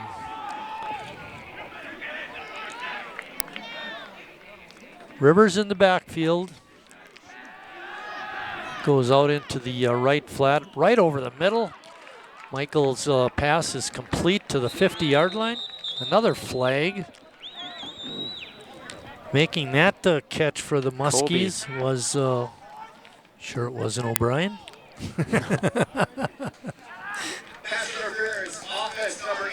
Oh. Oh my. That was Mott Quinn. Looks like kind of just pushed the receiver or defensive player out of the way, create a little bit more space for Kobe to make that catch. That's going to push back Lakeland even further. 1st and 35. Lakeland had 8 penalties through the third quarter. They've picked up 2 right here, so give them 10 penalties in the game, and they lost another 25 yards. That's 91 yards lost from their penalties. That's unacceptable. Can't win football games that way. Pass is complete to Rivers, and he gets it out to the 26. Last time it was this kind of long situation. We saw Robbie Michael take a 30-yard rush to get that first down. But this time they do a little screen pass to Rivers, hoping to get some yards back. Definitely are hoping for a little more than 4 yards on that first down.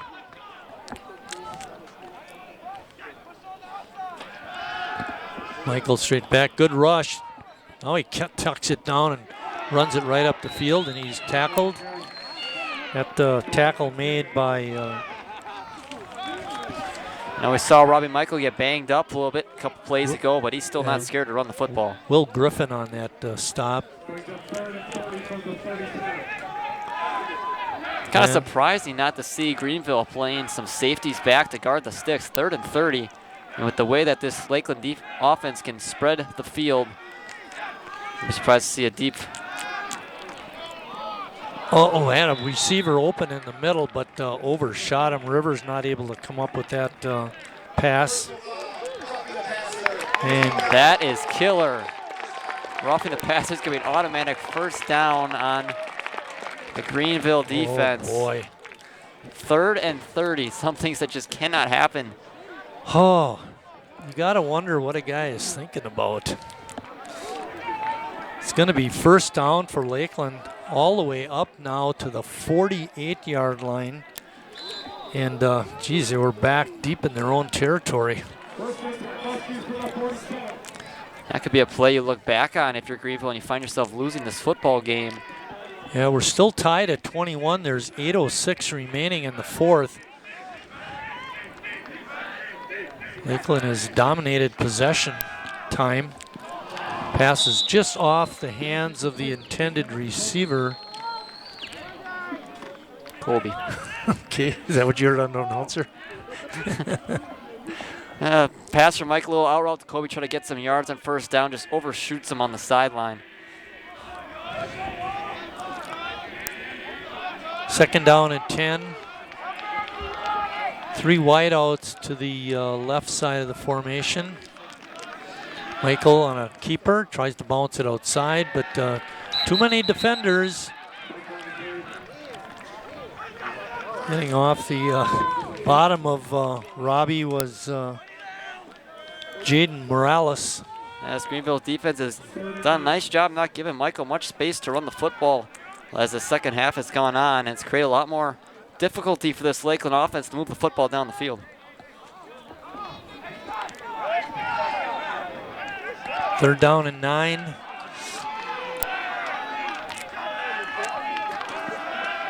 Michael looking, gets a lot of pressure, steps up. He's got a receiver open down the field, and making the catch down the field was number 9, Mason Motquin.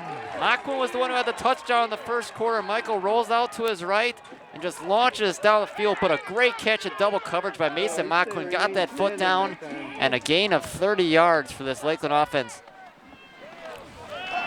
Michael keeping it, leans forward, gets down to the 12, but we do have a penalty. Holding on the offense. That's what kind of held this offense back earlier.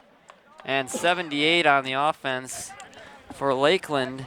Tyler Washington was a clear hold. As I get the idea that, when Lakeland gets those big plays, you want to run up to the line, run a play right away. But so frequently, we've had penalties happen and they're just not organized enough. Maybe it'd be a better plan to just run your traditional type of op play. And that's the type of thing that gets your offensive linemen really tired. And when offensive linemen get tired, their more tendency is to hold when they get beat. Give Greenville credit. They are getting a lot of pressure and forcing those linemen to work awfully hard. Rivers in motion, and another flag. It's going to go on Lakeland. False start.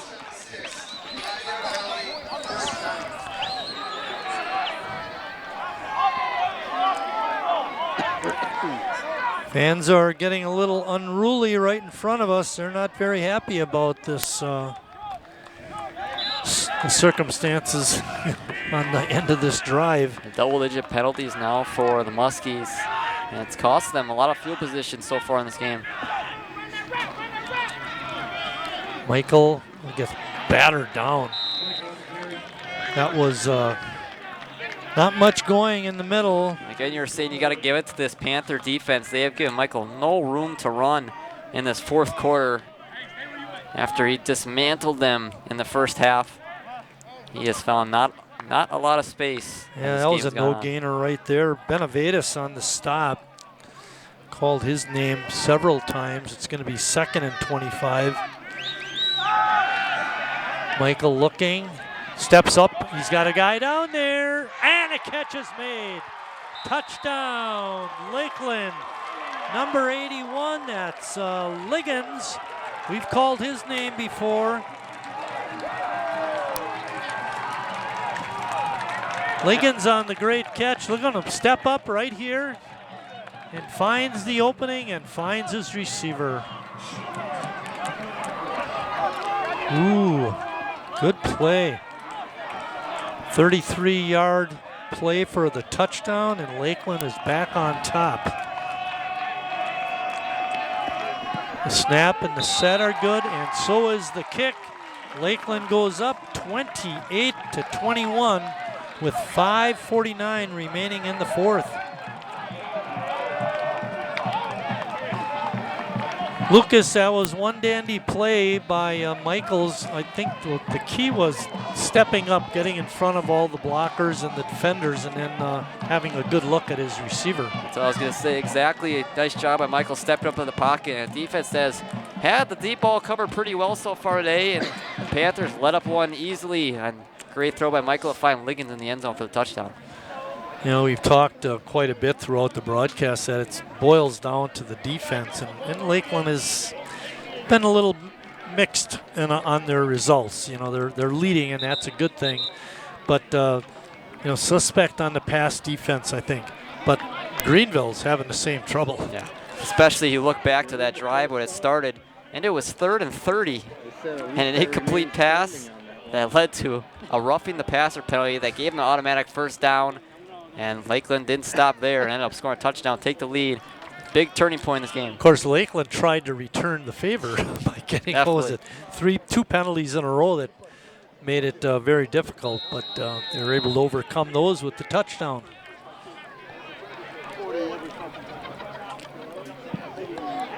Williams is going to take this at the 12. He's been very slippery. Got to get a hand on him, push him out of bounds. And he continues to go. He's finally knocked out outside the 40-yard line. It's going to be first down. And Williams is a special returner, man. It feels like he breaks at least 3 tackles every time he touches the ball before he eventually goes down. He's done a lot of damage so far. He had that deep touchdown run on the double reverse, and he's had a lot of nice returns. 28-yard return on that kickoff, and we mentioned he had a long one earlier, 37-yarder I believe it was. 1st and 10 Greenville, ball on the 42. Lynch pass intended for Moody again, but could not come up with it, a little bit too wide. Yeah, Lynch wanted to hit Moody on that out-round gain, close to a first down, but he just overshot him going at the sideline. It's going to be 2nd and 10.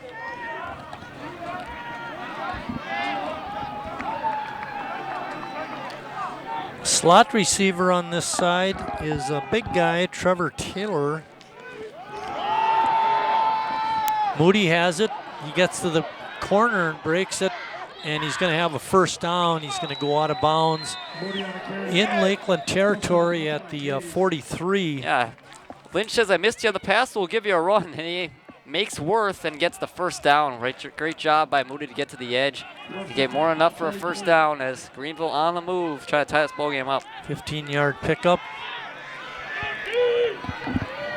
Moody in motion off to the right. sets up as the slot receiver on that side.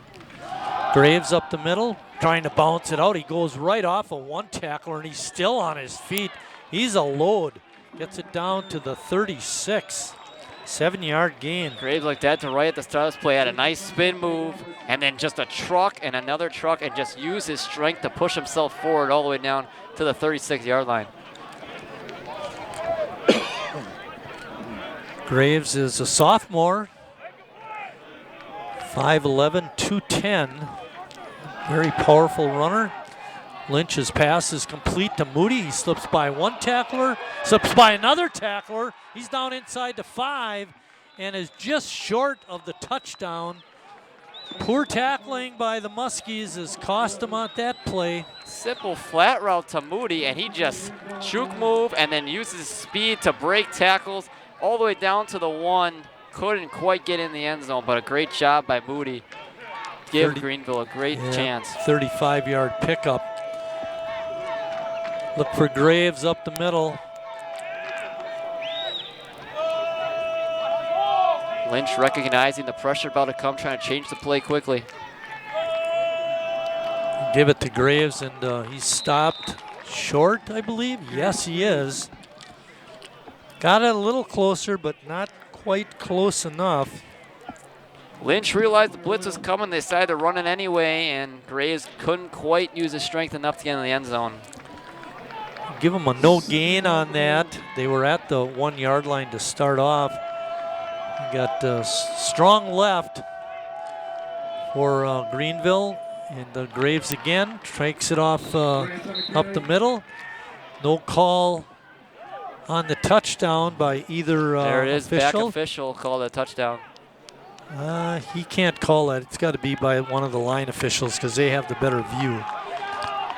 And it is another no gain. It's going to be 3rd down and goal from the 1. The back official came running in with the touchdown, but as you mentioned, he's not the one that's able to make that call. It's got to be the line judges.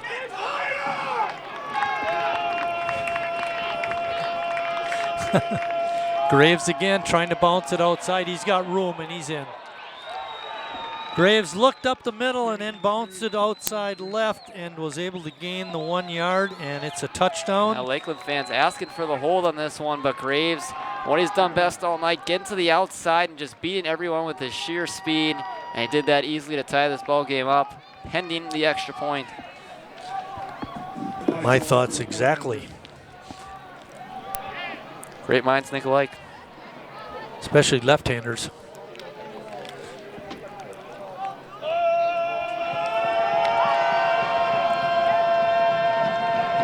Kick is blocked, no good. Right up the middle, Lakeland defender got through and blocked the kick, but there is a flag down. Offsides, jumped early, right here on the edge, and that's gonna call it off. And that was Roberts.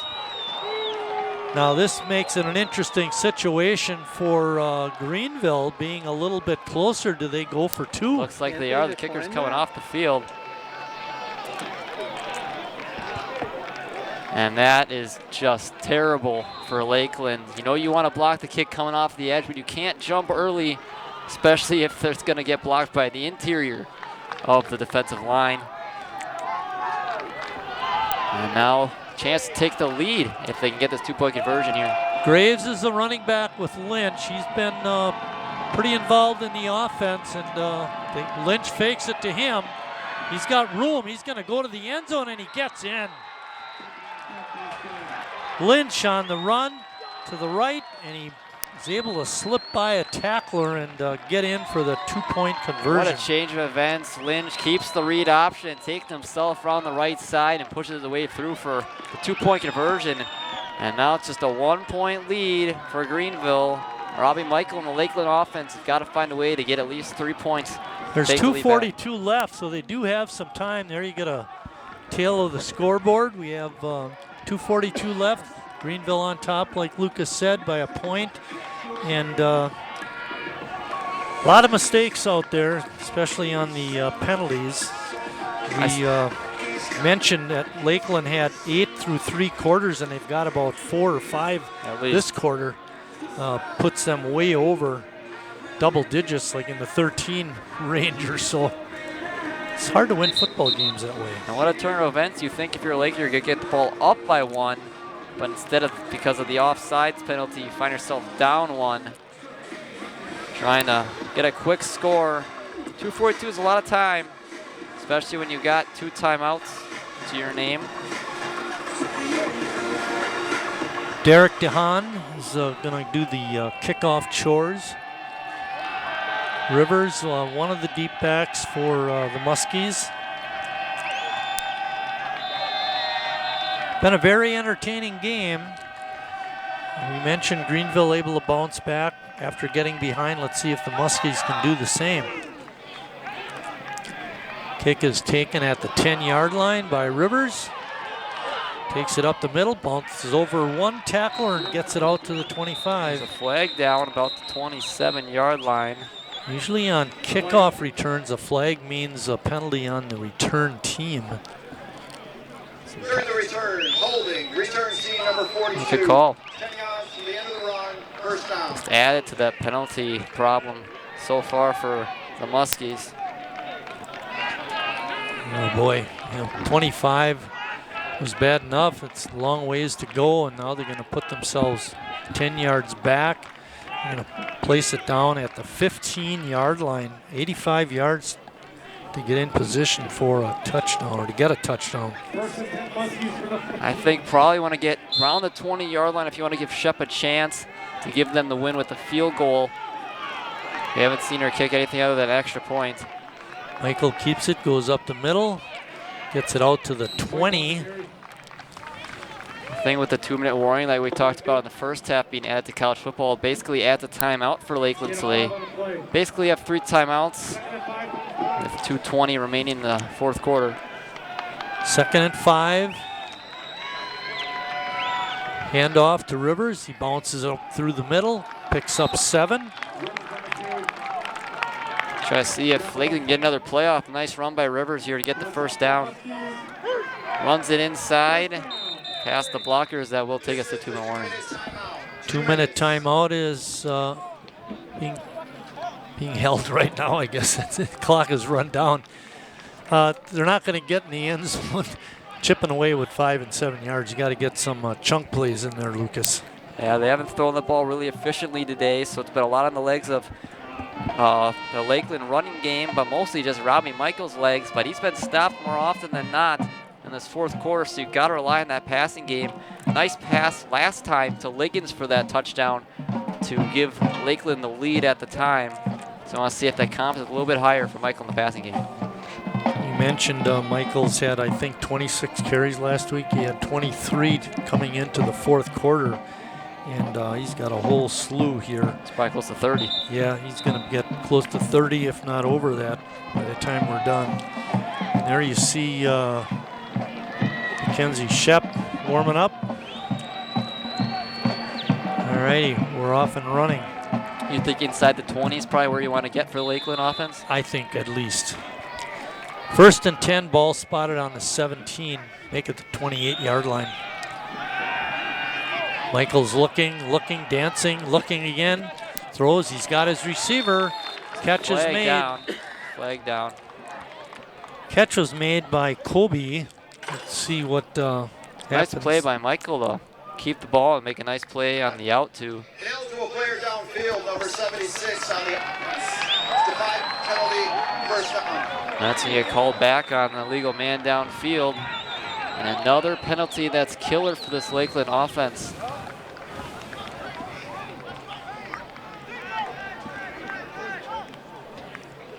It's a 5-yard penalty, so it places the ball back at the 24 about.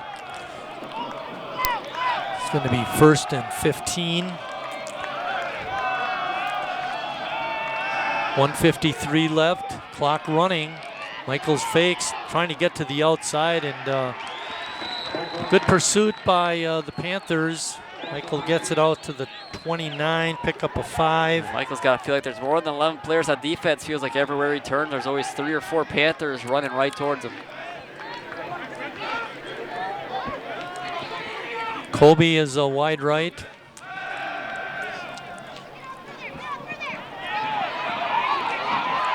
Michael running and just throws it out of bounds. Good decision.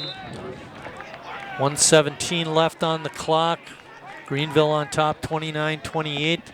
And I was watching the offensive line block, and there was one, I'm not mentioning names, but he had a pretty good grip on his defender. You know, did let go after Michael slipped out to the left, but you know, right on the edge. And the referee was looking at him. Didn't throw the flag. A lot of times, probably a ref could throw a flag on every single play. Yeah, if you really wanted to. You're right. 3rd and 9. Pretty good defense, or pretty good blocking up front. Pass is complete. Slipping by one tackler. We did have a flag. Gets out to the 49-yard line. Colby again. Eligible man downfield again. Try to see who it is. Oh, it's 76 again. Again.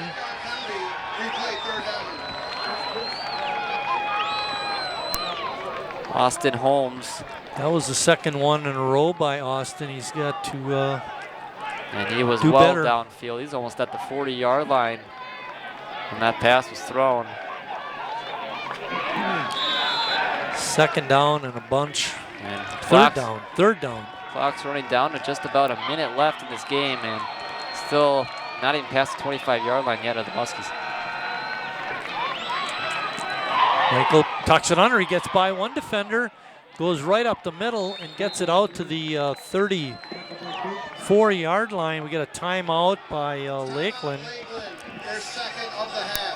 And that coverage has been so good deep by the Panthers.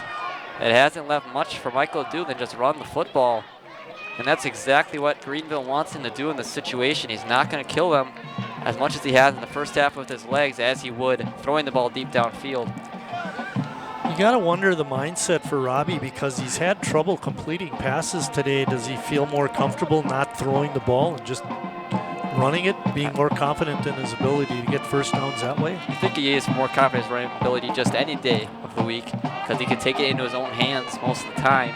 But you think in this situation you have to throw the ball, because if it's an incomplete pass, it stops the clock. More than likely than not, if you're running the ball, you're not going to get a first down unless it's a short yard situation and that clock keeps running. They came into this drive with 2.5 minutes left, and it's down to 50 seconds, and they've only moved the ball about 10 yards. 4th down, but it is manageable. 4th and 4.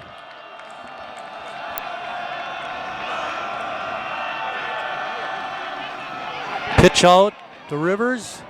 He gets cartwheeled at the 40-yard line, but he does have the first down. Give him a 6-yard gain. And with that one timeout remaining for Lakeland, you got to use it sparingly, but a great job here by Michael using the read option on 4th and 4.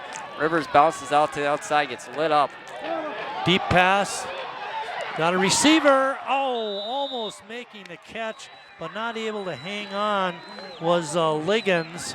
That was a great job by Michael. Saw Liggins deep downfield, said why not launch it, and he had him. Liggins almost made the catch, but knocked away nicely by the Greenville defense. You need a chunk play to get down there.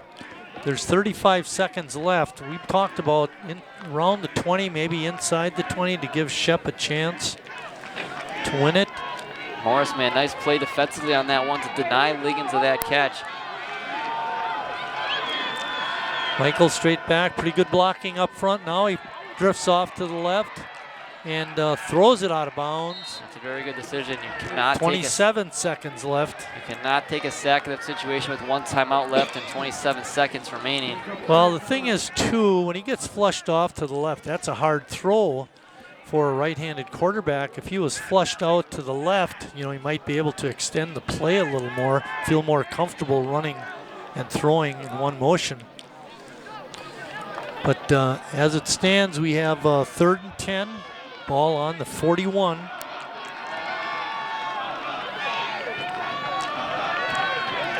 Michael back, has a player downfield, and it's incomplete. Just missed the intended receiver. That was Kaparski. Michael was looking for the out route that time, just overshot Leparski, and now it makes it really difficult for the Muskies. Even if they get a first down, you want to get out of bounds immediately with just the one timeout left. 22 seconds, and this is a little more challenging, 4th and 10.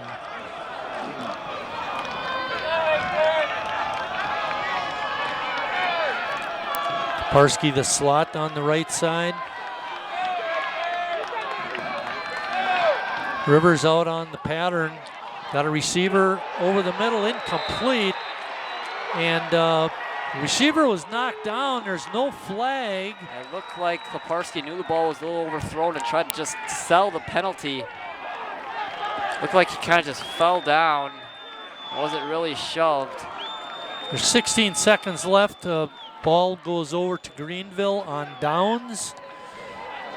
And doesn't look good for the Muskies. Kaparski thought he was interfered with, but no call by the officials. Just a kneel down for Greenville, and that's all they're gonna need to win this football game.